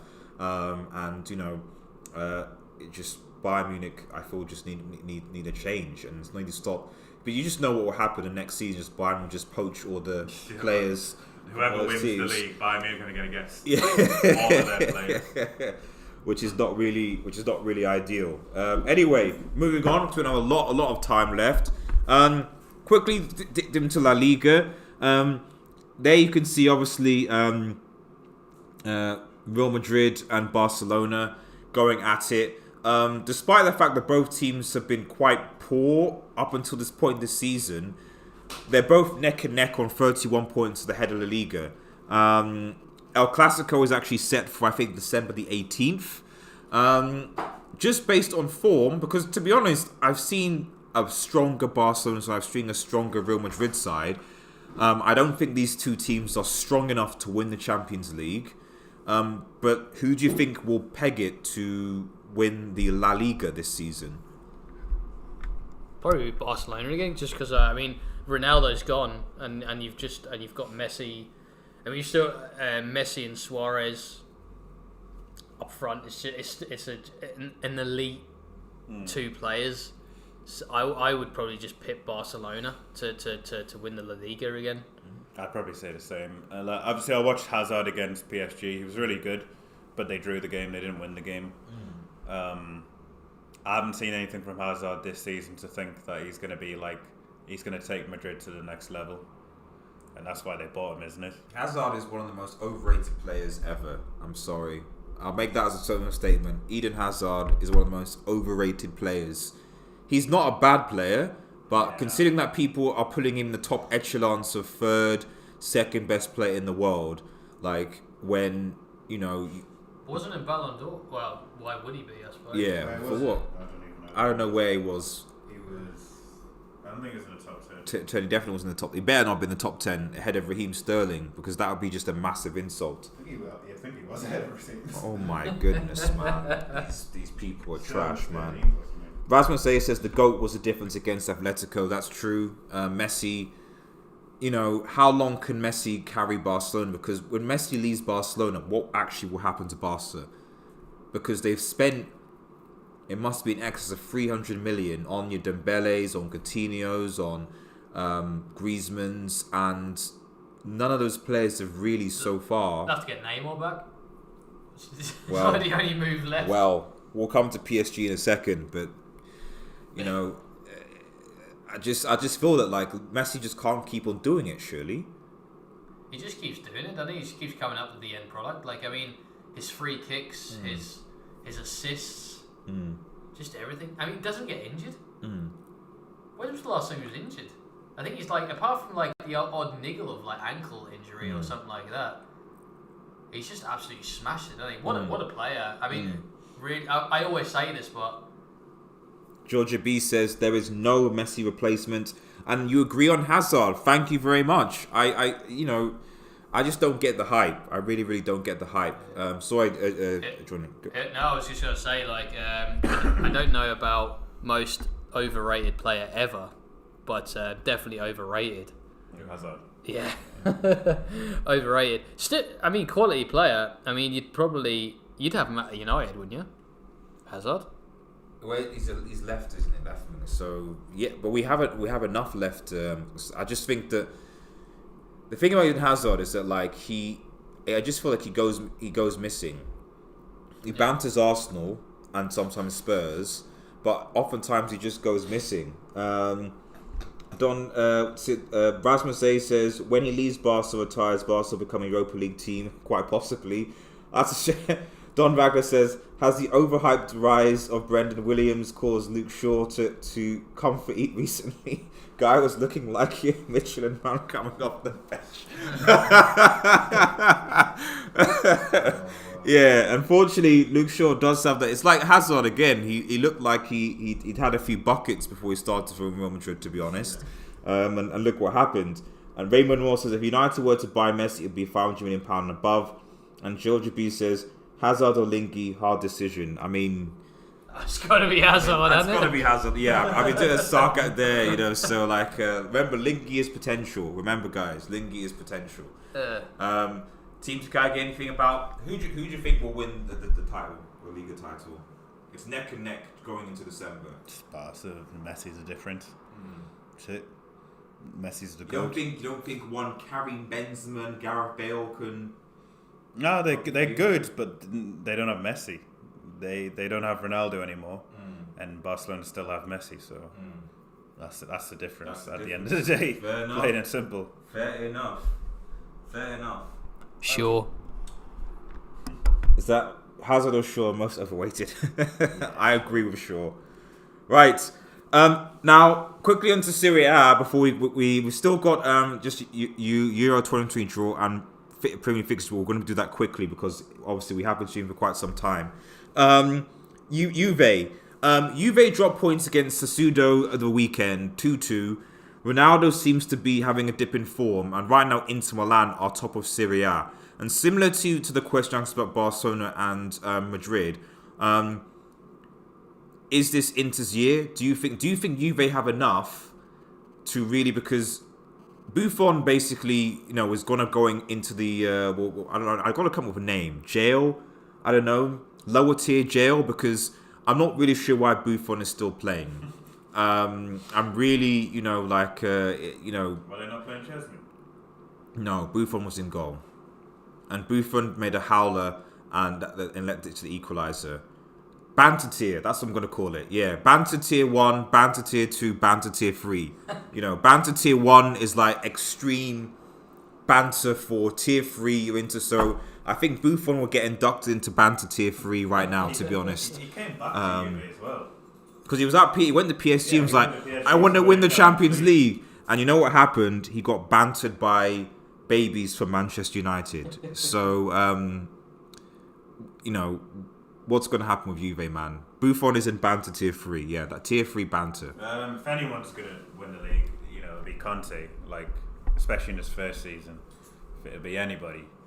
Conte's quality, isn't he? Yeah, and he's adaptable as well. Like, Chelsea, when he won the league with Chelsea, I think they lost maybe the first few games this season. And then he switched to the back 5, didn't he? And then they won with Victor Moses and Marcus Alonso as wing backs. I think they lost to Arsenal as well at the start of that season.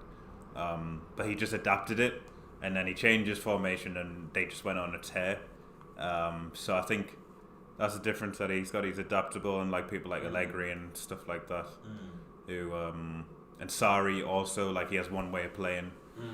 So I think Conte, it could be Conte's. Yeah, if it'll be any, it'll be him.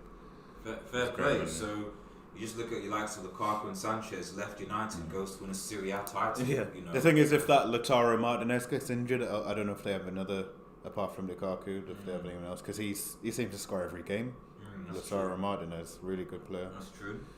Raymond Moore does say, are Ronaldo and Sarri having a beef? Looks like it. It's quite possible, because Ronaldo just doesn't look right. Maybe he's injured, I don't know. And Don Wagner says, I wanted Conte in after Mourinho was let go at United, but alas, we got Oli. Just for that, I want Conte's time to win. I mean, I think that Conte was treated badly at Chelsea. I don't think he was treated well. So I personally wouldn't have had him at United. But I think that I'd like to see Conte dethrone Juventus and claim something, really. So, because he's a good manager. Anything else to say about Serie A? Like, aside from Inter, Juve, and obviously AC Milan are trash and nowhere near where they should be. Why don't we briefly talk about the Napoli situation? I think because Napoli. I think Napoli's owner is going to be inducted into Banter Academy Tier 2. I think. So Tier 1 is the worst. Tier 2. Banter Academy Tier 2 for Napoli's owner, because to force your players to go on a retreat, I think it was, and then to try and go out firing them and just causing a mess. It's rumoured that a lot of Napoli players, want to leave in January. And we're talking senior players like Koulibaly, Dries Mertens, Insignia. Good players, to be honest, that I would easily have at Manchester United. I'm sure. I mean, imagine Liverpool getting a Koulibaly in January with Van Dijk. Yeah. Arsenal could go for Manolas, actually. That would be a good shout. He's really good. He was an animal against Liverpool. That would pretty much cement Lovren's time on the bench if Koulibaly came. Yeah. How would you get past us two? Or Joe Gomez. Yeah. Lovren seems to surpass him at the minute. At the moment, Although Joe Gomez has a bright future. Yeah, huge injury that he had as well that he's come back from. He needs to learn to get back on his feet now. Yeah, and stop, picking up Sterling like he's a ragdoll. Get out of here. Sterling tried to do it in the tunnel to him, to be fair. Did he? So, Did it work? No. But apparently he tried to grab him by his neck.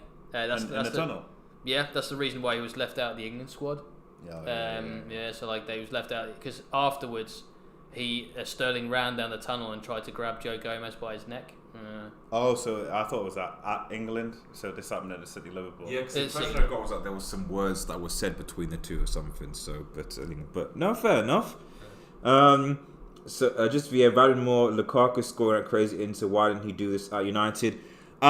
If you actually, Raymond, I don't know if you were in my the live stream I did yesterday against Villa, but Lukaku was doing that at United. It's just Lukaku wasn't doing it against big teams, and we weren't really playing to his strengths. I.e., what you can see that we're seeing now is the fact that United struggle to create chances. We struggle to create chances. Sorry. So I'm going to read Don Wagner's comment out because, I mean, this is just but we struggle to create chances. Don Wagner is a Jeep. So because Conte knows how to develop and improve players, plus he got Lukaku on a diet that then leaned him out. Ollie was just letting him eat all the happy bones. I mean, maybe Ollie and Mourinho. I was on a serious note. I think to Lukaku. I think in the year I did notice him being about. He did lose. I think it was his brother. I think in the year. So I don't know whether that had. I genuinely believe in the same year. I think Lukaku lost his brother with on leave, and I think Mourinho lost his dad. I think those two things happened towards the end of Mourinho's second season. I think that they did have a detrimental effect. So I think there is something to be said. That said, like I said, Lukaku scored against. Lukaku would have scored against a smaller team. So we had Lukaku. We would have beaten Southampton. We would have beaten Norwich and Aston Villa. But we couldn't create chances, and that was a problem. How did we even get onto Lukaku and Conte? It was Conte and Inter Milan, wasn't it? So okay. Last question before we move on. Who wins Serie A? Inter, yeah, yep. I don't know. Like I think Juventus might pick it up. I mean, I think it's like every team has a dip in form, don't they? Especially around the Christmas period sometimes. So like, I don't think Ronaldo's finished. I think just that he's. I think didn't he have like a spell at Real Madrid once where he didn't score for a while? I don't know how long that period was, but it definitely wasn't as long. It was probably longer than what he was now. So I don't know. Like I think Juventus will still be up there. So but you don't think they're going to win the title this season? If I had to say one, I would say. That's a tough one. That's a real tough one because they're both quality teams.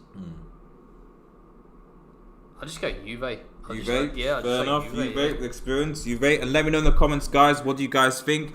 Do you think Juve or Inter? Who do you think will win Serie A? Let us know in the comments. Iliana says, come on, guys. Serie A is a pub league, low. Fair enough. And Rasmus says, yeah, Lukaku was known to be the flat track bully. Yeah. Moving on. I've even forgot about PSG. Kylian Mbappe. Now, I just bring this in because I bring this in just quickly because the recent reports have shown that Mbappe is stalling on a contract and will not sign a new contract. Really? That's the latest news. But Mbappe is not at this moment in time. Obviously, players change, but at this moment in time, he's stalling on a new contract. He's not wanting to sign one. And so the question is Salah and Mbappe straight swap. Yeah. Well, you need a bit of money as well. Just imagine if Liverpool got Mbappe and Sancho. I mean, I don't think that will happen, but I mean, How would you play him? Like you'd have to, because I wouldn't be able to part with Mane. Like I think he's just absolutely unbelievable. Well, it's Mane on the left, Sancho on the right, and then Mbappe up top. Up top, man. Leave Firmino out. Salah goes. Yeah. Alternate between the two. Maybe bring Firmino on. That'd be nice. That sounds good. Or maybe drop Firmino into the number 10 position a bit because he does play 10 to deep to come to the ball, and then play Mbappe in front of Firmino with then Sancho and then and Mane on the just play them all and just have Virgil van Dijk at the back. But no, in seriousness, where do you think Mbappe will go? And let me know in the comments as well, guys. Where do you think Mbappe would go? That's another tough one. There's every club out there would want him. So you'd be looking at Munich, Madrid, Barcelona. They're the clubs that would be able to afford him. Real Madrid. Madrid, is he? I'm not sure. You think it'll be Real Madrid? Yeah, I don't see We'll it. say that, but like, can Real Madrid actually afford him? Probably somehow. They managed to afford. Like Barcelona did some dodgy deals. Yeah, Like, yeah. they got De Jong. Who else are they getting this year? It got De Jong and Griezmann. Who did they sell? Coutinho. No, Coutinho's out on loan. Oh, right. And they just keep like buying people. Mm. So they probably can afford him too. Like, I don't know. The rules seem to be different for everybody Well, else. the thing is, Real Madrid bought Eden. Okay, they bought Hazard, Rodrigo, and a few others, I think. But And they sold not many. So obviously Ronaldo, but that was like a contract. yeah, Like they just paid his wages, and they. Mm. I don't know. I don't even know anymore. Be one of them two. That's just how I feel. Fair enough. It's You 'cause- don't think he will come to the Premier League? I don't know. just don't- What I club don't could think- afford I them don't see- wages, though? I don't see someone like Klopp trying to buy him. I don't know if Liverpool Club- would pay them wages. Them Klopp- wages yeah, are massive. that's like, true. And it's Klopp just huge. doesn't want to buy anyone. Like, It Yeah. has to go with the player, I guess, because like, you know, if Liverpool win the Champions League again, because a lot of it is also like the players actually wanting to go to a big club Yeah. and to win these titles. So if Liverpool win the Champions League again, then suddenly you get a swathe of players that are like, the chances of me winning a Champions League, you know, you want to go to the team that will give you the most success and most development. Yes, okay, Spain, Madrid, sunny weather, good place, food, etc.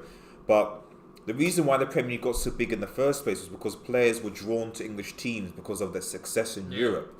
So if Liverpool maintain their success, then players want to become a part of it, of course, you know. Yeah. It's just. I honestly doubt Liverpool are willing to pay them wages because it was he on 350,000 a week or something? Is it something like that? That's too much. It's just, I don't think like- Madrid would be willing to pay those wages though either. Well, maybe, but I think the Gareth Bale. I think there's going to be lessons learned from the Gareth Bale situation. Yeah, I think that yeah. I don't think Perez. Well, he could be.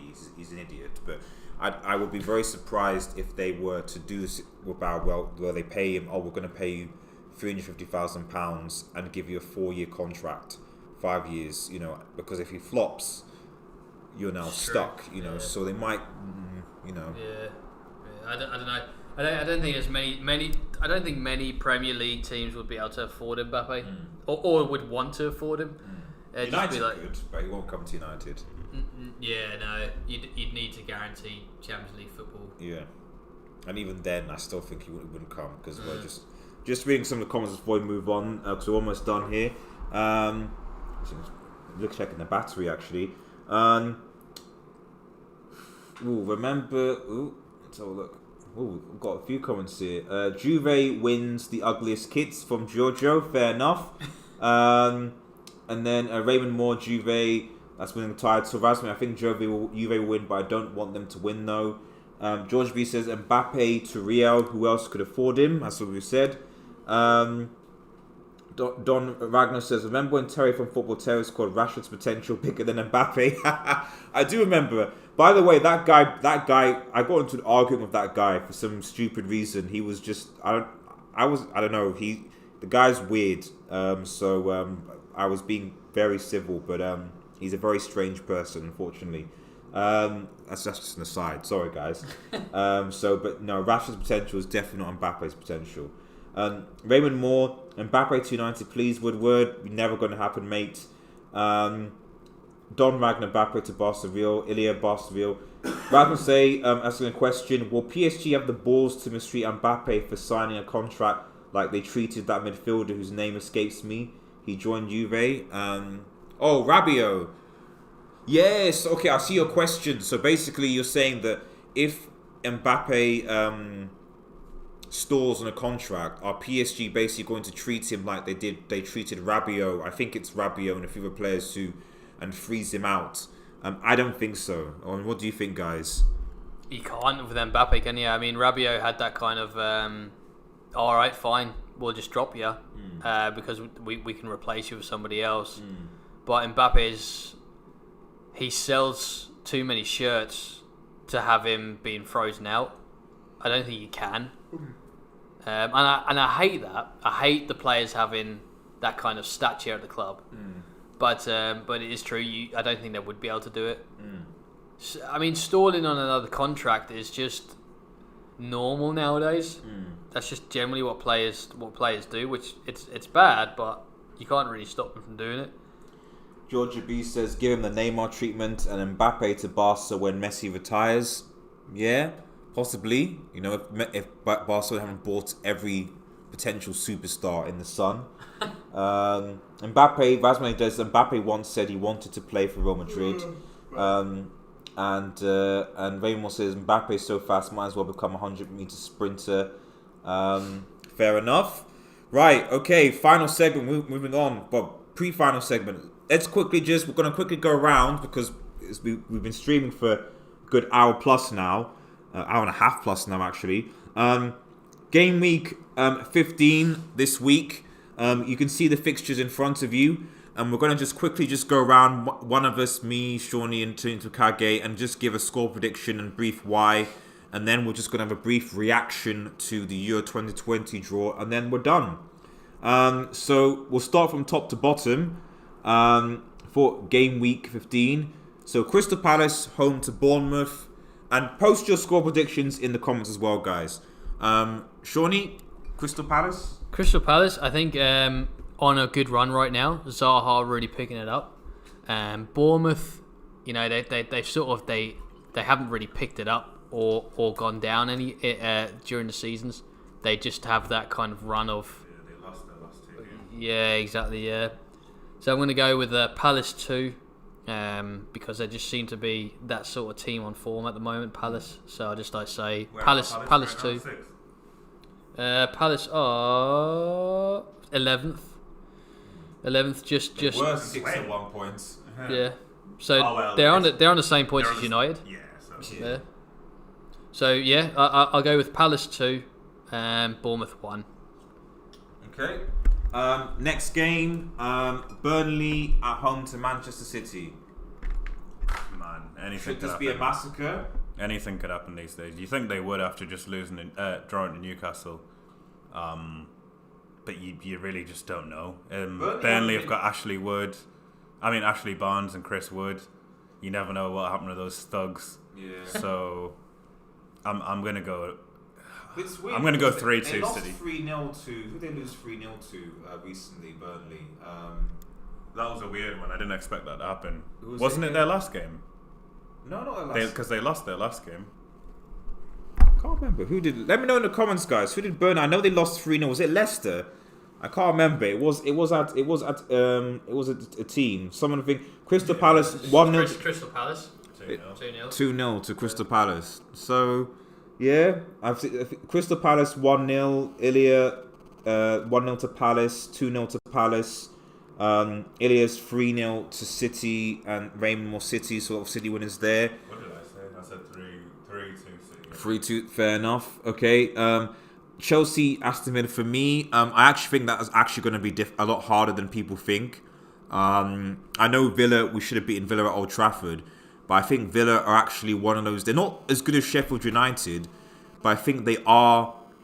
You know, was it Mings? I think as well has actually done quite well this season. I'm going to give this a draw. I'm going to give this 1-1. Chelsea, Aston Villa 1-1. I think. And I think if Lampard's not careful, Spurs will suddenly start to sneak ahead of them and get back into that top 4 position. So I give 1-1 to Chelsea. Shawnee, Leicester City versus Watford. Yeah, I mean Watford. What are they, bottom? Yeah. Yeah, rock solid bottom. If you want if you want fantasy league players, you put Leicester in players. Yeah, right oh now. my goodness, yeah, right now. So yeah, it's got to be a Leicester win. Yeah, oh my days! Look at Watford, man. Just absolutely rock solid bottom. Just like doesn't look like they're just budging at all. I mean, even if they won the next game, they still wouldn't move off bottom. They're going down. Yeah. They're going down. But, so what was your score prediction? Sorry. Leicester 3, Watford no response. Okay. Leicester 3, Watford 0. Okay. Quickly moving on, because my battery's dying. That's been gone. Sorry. I'll do the United game. Sorry. United Spurs. Sorry. I'll do the United. My heart says that United will be galvanised. They'll have a point to prove against Spurs. We'll fight, and we'll beat Spurs 2-1 or something. We'll play in a counter-attacking way and we'll deal with them. My mind, however, says that United are going to lose this game. We lost it 3-0 last season with Mourinho. And unfortunately, I think we're going to lose it again. I don't think we'll have a great of a deficit. Although we have conceded 5 goals in the last 2 games. 3 against Sheffield United, 2 against. Even our defence is woeful. So I'm going to go, unfortunately, guys, 2-1 to Spurs. And Mourinho I'm seeing the comments here. Rainmore 2-0 Spurs. Early United 1-1, United 1-2 Spurs. Georgia v 2 and Spurs. So people are not hopeful in the comments. A bit more than that. Team Takage, sorry. Southampton home to Norwich. This is a key game, I think, at the bottom of the table. I think it's going to be another draw. Norwich they were unlucky against Arsenal, to be honest. Should have beat Arsenal. They beat Everton. So this could, a draw wouldn't be the worst thing in the world, but I think it will be. I'm going to go 1-1. Yep. Okay. Shawnee, I'm going to change the mic in a second because of the battery, so I need to charge my Shawnee, can you react to Wolves versus West Ham? Wolves versus West Ham or Liverpool versus Everton? Which one do you want me to do? Was it Liverpool versus? Do Liverpool versus Everton, man. Yeah, I'd actually prefer to do the Wolves West Ham one, but Liverpool Everton, I'd go. Oh, it's it's going to be tough. I'd love to keep a clean sheet against them, because if we haven't kept the clean sheet in like 5 games and win, yeah, I'd love to keep a clean sheet against them. I'll just say a really, really tight, tough game, 0-0 all the way up until the 75th minute, and then we score 2 really quick goals 2-0 to Liverpool. Okay, just gonna quickly change the mic, guys, for 2 seconds.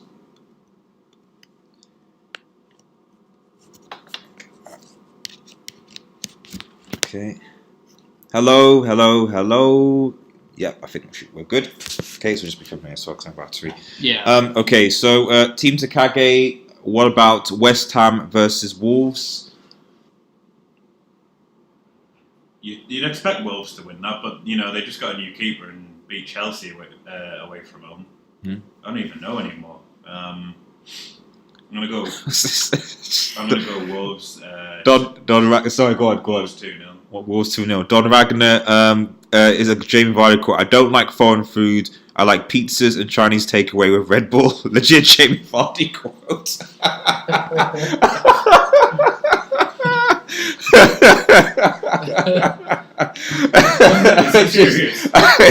I'm assuming is it legit? Really? Where did it come from? Is that from his Twitter? Please let me know where that site came from, because he's a good player. He's a good player, but he needs to stop. If that is true, He'll end up like Rooney. Yeah, exactly. Ravenmore, so they've with Pogba and Scott back 1-0 to United. Georgia B 2-1 to Canaries. Southampton 2-1. Liverpool 2-1. Raymond Moore. Wolves 1-1. Varpool 2-0. VAR pool, yeah, fair enough. Raymond Wolves 1-0. Okay. So last 2 fixtures. Sheffield United at home to Newcastle. Newcastle. I think Sheffield United. I I'll just give it to Sheffield United. I'm tempted to say a draw because Newcastle defend really well and Sheffield United have come out, but Sheffield United actually play as well. But I don't think it's going to be high scoring, so I will give it 1-0 with Muset to score. Yeah, out of all the games, that's actually looking like a really cool game. I mean, obviously the Liverpool Everton, because it's a derby. Excuse me, is standing out there, but I don't know. The Sheffield Newcastle looks like it might be like a really cool game to watch. And lastly, we'll give this to Team Takage. Arsenal at home to Brighton. With Ljungberg in charge. Did Brighton take points of you last season at home? I can't remember. Wasn't that one of the teams that you lost to Brighton? I can't remember, no. I think there might have been Leicester one of them. was one, Crystal Palace was one. Yeah. I don't think Brighton was one. I think Brighton was one. I mean, I might have been away, I don't know. Yeah, but go on. They might have that buzz because Emery's gone. Well, they did in the first half against Norwich, but Norwich were actually, they looked like they were up for it too, if that makes sense. And Elland Road is quite a difficult place. I'm going to go Arsenal 2-1. In fact, I'm going to go Arsenal 3-1. How's about that? Take that. We're definitely not keeping a clean sheet, I'll tell you that. Not with Mustafi, Socrates, Louise, or any of them. None of them can keep you a clean sheet. But I think it's going to be 3-1. Yeah. Okay, fair enough. 3-1 Arsenal, by the way. 3-1 to Arsenal, okay. You guys. All right. Okay then. Ilya says 2-0 to Arsenal. Raymond 2-0. Gunnar's 2-0. Lads. Oh no, this was here. You can still pick you up. Don Ragnar says, I think a hard worked win for Arsenal. Fair enough. Although Rasmus A does say Seagulls to batter the Banter FC. And Georgia B says Gunnar's own goal. Fair enough. What have I done? No, please tell me that. What? Are we still streaming? I think we're still streaming. We're still streaming. Okay. Yeah, you are. We're still streaming. It's not gone. Yeah, no. It's... Okay, cool. It's fine. Okay, yeah. Right. Okay. So, European group stage. Are we still going? Yeah, Is it still going. It's live. Yeah, we're still going. Okay, cool. So basically, for some reason, the European Championship draw, I think it was, is now like just decided. Jerry, you're back. How you doing? You're right. Like it took a brief break and you're back now. No, fair enough. Good to see you back in the chat. We're almost done. We're just gonna finish this chat basically with a brief reaction to the European 2020 draw. For some reason, they did it before the playoffs. But as you can see, Group A, you got Turkey, Italy, Wales, and Switzerland. Group B, Denmark, Finland, Belgium, Russia. Group C, Netherlands, Ukraine, Austria, and the playoff winner D.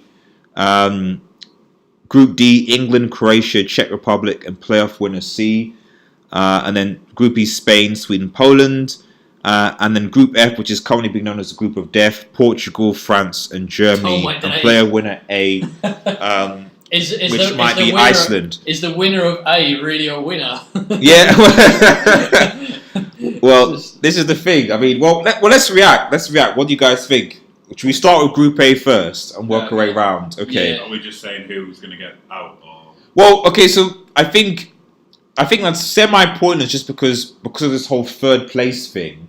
Because obviously there's 16 that go through because you have top two and then the winners of four. So I just think that maybe just say who will top the group. I think. Who do you think will dominate the group? I think it's funny because like the first groups, it could be. I mean, you'd expect Italy to top it. I don't know. Yeah, I don't know. Like you'd say Italy and someone goes through. Belgium and someone goes through, Netherlands and someone goes through, Croatia and someone goes through. I was just sorry, England. Yeah, I know. And then You're maybe right there, Ragnar. I know exactly what you mean. About Graham Souness. I know exactly what you mean. We know what you. Oh, Jamie, good to see you. Good to see you as well, buddy. Like, thanks for stopping by. So, man, getting some cameos here. Appreciate the support. I think Jamie, my man. I think this has been a good stream, guys. Would you agree? Yeah, it's been great. Yeah, this has been a very good stream. Yeah. Jamie. So we can catch you up if you want. If you have any questions for Shawnee, Liverpool fan, or Team Takaka, the Arsenal fan, everybody, just let us know. Group B, Denmark, Finland, Belgium, Russia. Surely that's Belgium's group. Although Russia, That's Belgium. is that Belgium's group, you think? All day? Click on live. Left. Oh, it's not working? Oh, wait. Something's. I think it's just the internet lag. connection. Okay, fine. What's next? Okay, so Denmark, Finland, but so we're singing Belgium for the top of that group. Or possibly maybe a Russia second. Or maybe you never know. Timo Pukki, Finland. No Pukki, no party. Yeah, no, wins against Belgium. Who knows? Yeah, I don't know about Belgium. Like, I think the Belgium group looks like the most straightforward group because I don't think Belgium is going to struggle with any particular team there. I think it's just Belgium and someone else goes through, and then Netherlands and somebody else goes through, Okay. and Italy and somebody else goes through. I think that's just what. Okay. Like that's kind of how I see it. I mean, Italy is not the force like that they used to be, but I still think they're better than Turkey and Wales, and Switzerland. And Turkey, good chance. Yeah, Turkey as well. They got a good defense. Croatia, runners up of the last World Cup. So like you'd expect them to. That's a good one for England. Yeah. Because we need to get our own back again. Yeah, that's true. We played really well against Croatia. Dare I say we're maybe the better team. Oh, Jamie says don't underestimate Denmark. That is a fair point. If Christian Eriksen has his way, it's just I don't know. I feel they grunged through the group stages. But by all means, Jamie, honestly, not underestimating them. Just I don't think Belgium. I think Belgium might be a contender to win it, and I just don't think Denmark is. Well, is this their last chance? Is this the golden generation's last chance? Maybe. Because Company obviously is retired, hasn't he? So he's not playing. So Hazard, is coming towards not towards the end, but like he needs to come with something. Obviously, you've got Lukaku, Nangolan, and the rest. But is time running out for the golden generation of Belgium? Surely. Yeah, I mean, it might be like you'd think that they'd want to do really well in this competition now. And I don't think Denmark or anyone like that's going to trouble them. They're just a really, really good team. Cool. So yeah. Don Mang says this stream has been excellent. Love the topics in the chat. Thank you so much, and we really, really appreciate feedback from that. In fact, if you click at the link in the description below, what should be in the description below, we actually have these podcasts. The first 3 anyway, on iTunes and Spotify. So if you ever want to download them, carry on the go. I'm going to be putting hopefully the remaining episodes in the next week or so. But if you click on the link, we have links to our iTunes, the podcast Red Devil Studio Live on iTunes and Spotify as well. So stay tuned. They should be in the description as well. We also want to grow our Discord community as well, so that for future post-match reactions and Red Devil Studio Lives, we can get you guys in. And then lastly, before I finish this reaction, we're hoping to start a 100% Manchester United podcast, where that will be specifically for dealing with topical issues at United and having you guys ring in and give us, what you have to say. So a lot of stuff planned. So, I mean, what do you think, just quickly before we go, what do you think of the group of death, everybody in Group F, and who do you think is going to win the Euros? Favourites and dark horse? Dark horse. Well, react to Group F, group of death. Okay, and then it is definitely a group of death. I mean, you don't want to be in that group. Dare I say, Portugal, the weakest team there. Yeah. You'd pick either. Are they the weakest team though? Yeah, in that group. I mean, this is the same Portugal that won the previous Euros and has recently won the UEFA Nations League. True. Germany, I don't know. Germany is strong, man. They are strong Their now. attack is strong. Is it though? Sane's fit by the time the Euros come along. But I mean, don't Portugal have Bernardo Silva and Bruno Fernandes and Ronaldo and basically half of the Wolves squad? João Moutinho, I think, is Portuguese, isn't he? I think holding there. They've got the keeper. They've got Pepe, who's still playing presumably. Font, well, if Jose Font is playing, then okay, I'll give that to you. William Carvalho, I think, is still around. Yeah. So, and they've got the experience and a good coach. So, I don't know. Yugi Low just. It might be just like because I always just assume Germany's a brilliant team. Yeah, there's something about them. Yeah, just like so maybe Germany are the weakest team in there. But still, I wouldn't want to face Germany if that makes sense. Yeah. If I was England, I wouldn't want to face Germany. Yeah. So like, it is a group of death. It's just ridiculous. I mean, it's. The only thing I'll say is that because of the new format of the tournament, it kind of doesn't matter because like the top four, they had this in the previous years where like it's 16 out of 24 teams go through, so the best third place teams go through anyway. And in the last Euros, Portugal finished third and yet won the tournament.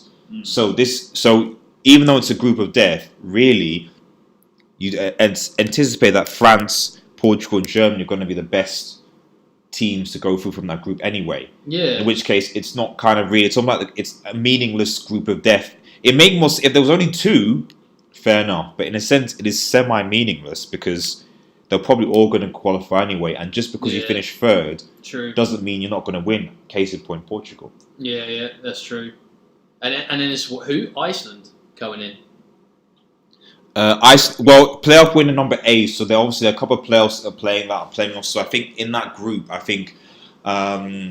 have to load up, but on time. But I think Iceland looked the strongest one of that. Yeah. So if Iceland do go in that group, that for me would be a definitive group of death because Iceland obviously quite a strong team. Yeah. Before we end the stream, let's quickly just go through our, as you said, our favourites to win. To win the competition, or I mean, favourites to win and then dark horse. Yeah. So I go favourites to win France, dark horse Belgium. Okay. What about you, Team Takage? Yeah, well, like France are probably the bookies' favourites. I'll probably go. Is Belgium a dark horse even? I don't even know. I'll probably go France. Dark horse, Croatia. I'm going to go controversial. I'm going to go favourites to win the Netherlands, actually. I think if they get them together, I think they could. VVD at the back. Yeah. And I'll go dark horse. I'll say it. Dark horse England. Yeah. I'll say dark horse is England. England do have a squad. It's so dark that I can't see it.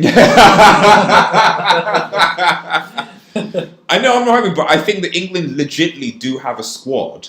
If they play, and it comes to the manager, because if we're talking about front threes, you can't tell me that if you have a front three that includes Jadon Sancho and Raheem Sterling, yeah, and Kane, let's put Kane, but I prefer Vardy personally, he's got more pace. Yeah. But even that front three alone, out of all the teams that you see that are favourites, that's probably one of the best front threes, in Europe, like it's Kane or out or no Kane, Raheem Sterling and Sancho alone, let alone obviously your midfield players with like your Madisons that have been doing quite well, Mason Mount, and what have you.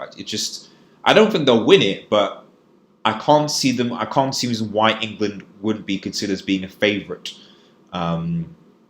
if they basically click. And you don't play Henderson and Dyer in the same team. Yeah. I think Mourinho's dropped him already. He played him one game and then he's like, he you're took him out off at half time against Olympiacos in Champions League. Because presumably he'll play Trent Alexander-Arnold as the first choice right back. You have to. You have to, you? and then left back will go to. Robbo, if he's willing to change nationalities. Who is the left back? Chilwell. Yeah, Chilwell, something like that. So you've got Chilwell, those wing backs there. You know, in defence. That's a tough one, isn't it? I mean, do you put Harry Maguire there with John Stones? That's the weakness, maybe. Yeah, John Stones. Maguire had a really good World Cup. Brilliant World Cup. But yeah, who would you I don't know who. Defence. Yeah, what's the England defence? Gomez and Maguire is decent. Yeah. Or Maguire and like Tomori or someone like that. Yeah. Even actually Mings was really good. Did alright, didn't he? Yeah. And like if you look at him, he's huge. Like he just like has a presence about him. So I'd even go like Mings and someone else if you don't play Maguire. But probably Maguire and Gomez or Mings. Yeah. Jamie Villapeno says that I'm telling you, Denmark and Czech Republic dark horses. Fair enough. Yeah. The new format is with Rasmus A. I actually think it ruins the tournament, but that's just me. Don Wagner says, as long as England don't play Declan fried rice, they will do well. That's fair enough. And then, by the way, the one who joins Group F is not just Path A. There's a possibility of it being another path, which is weird. I read that if Romania wins Group Path A, they won't join. I think that must have to do with TV rights or people on being different groups. And then a lot of people saying dark horse England. Fair enough. Anything else to say, or I think we might call that a wrap. I think. Yeah. Oh God. Any last before we finish up? Any last comment? Any last questions for Shawnee, Liverpool fan, and Team Takage 1, or myself as United fan, and then we'll call it end to the stream. Just post in the comments below. Last questions, and we will head off. Ollie in or Ollie out? Sounds like a song. Just to let you know, Son was 22nd in the Ballon d'Or, which is just ridiculous. And from a City fan, from a City fan, I've just been told Mane should have been third, Ronaldo shouldn't be in the top 3, and Van Dijk should have won it. That's from a City fan. That's from a City fan. So. It's just trash. The Ballon d'Or thing's just trash. It's not as bad as the UEFA men's team, which had Ramos at right back. We won't go into that trash sort of situation. So, but yeah, we will start doing banter and top tier academies for certain players. So every time we do a stream, there'll be certain people or teams that will be inducted into these academies, either your banter academies, like currently Everton are right now, or your top tier academies 1, 2, and 3. Where we want to recognise excellent echelons of players. So Klopp, in my opinion, is tier 1 right now, top tier, and then we'll have a special place, the Super Academy, where Hall of Fame, where those players that should be remembered for their accomplishments and achievements. And Messi is on his way to getting there. Yeah. Good stream, guys. Thanks, Ilya. I'm undecided. FIFA is Mafia. Rasmus A says, who do you want to replace Ollie? That's up to you guys. I don't. I'm out. Me, I would want Brendan Rodgers to replace him personally, but I see the unfeasibility of that. So I would actually go for Carlo Ancelotti. Get him from Napoli. I think if Ancelotti to stabilise the ship, and then maybe someone younger, possibly afterwards. I'll have Poch, Rasmus. Poch, Rasmus, fair enough. If he would go. Don Wagner says, can we have a special Ollie Academy for managers that fail upwards? CG's off the top. No CV to top jobs. Top jobs. Ollie right now is approaching banter tier 2 right now. Banter tier 2 academy. If we lose to Spurs and City back to back heavily, he will be knocking on the door to tier 1. Yeah. Raymond Moore, will Pogba or Scott be back for Spurs and City game? Scott McTominay possibly. I'm not entirely sure about Pogba, if I'm honest. Maybe City at a stretch, but we'll see. Anyone have any final questions for Team Tagage or Shawnee. Otherwise, we will quit. No. Sounds like a threat. No.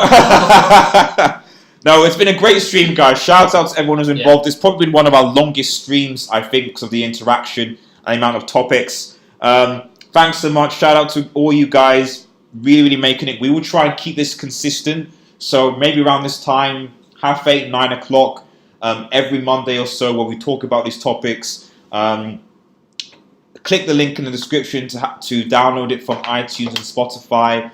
Remember to like, share, and subscribe to Red Devil Studio. Follow us on Twitter at WeAreUnitedX. Have a nice evening, guys. Take care and see you guys soon. I will be doing a preview for the City game. Not tomorrow, but the day after, I think, as well. Stay tuned for that. But cheers, guys. Take care, everybody. Cheers.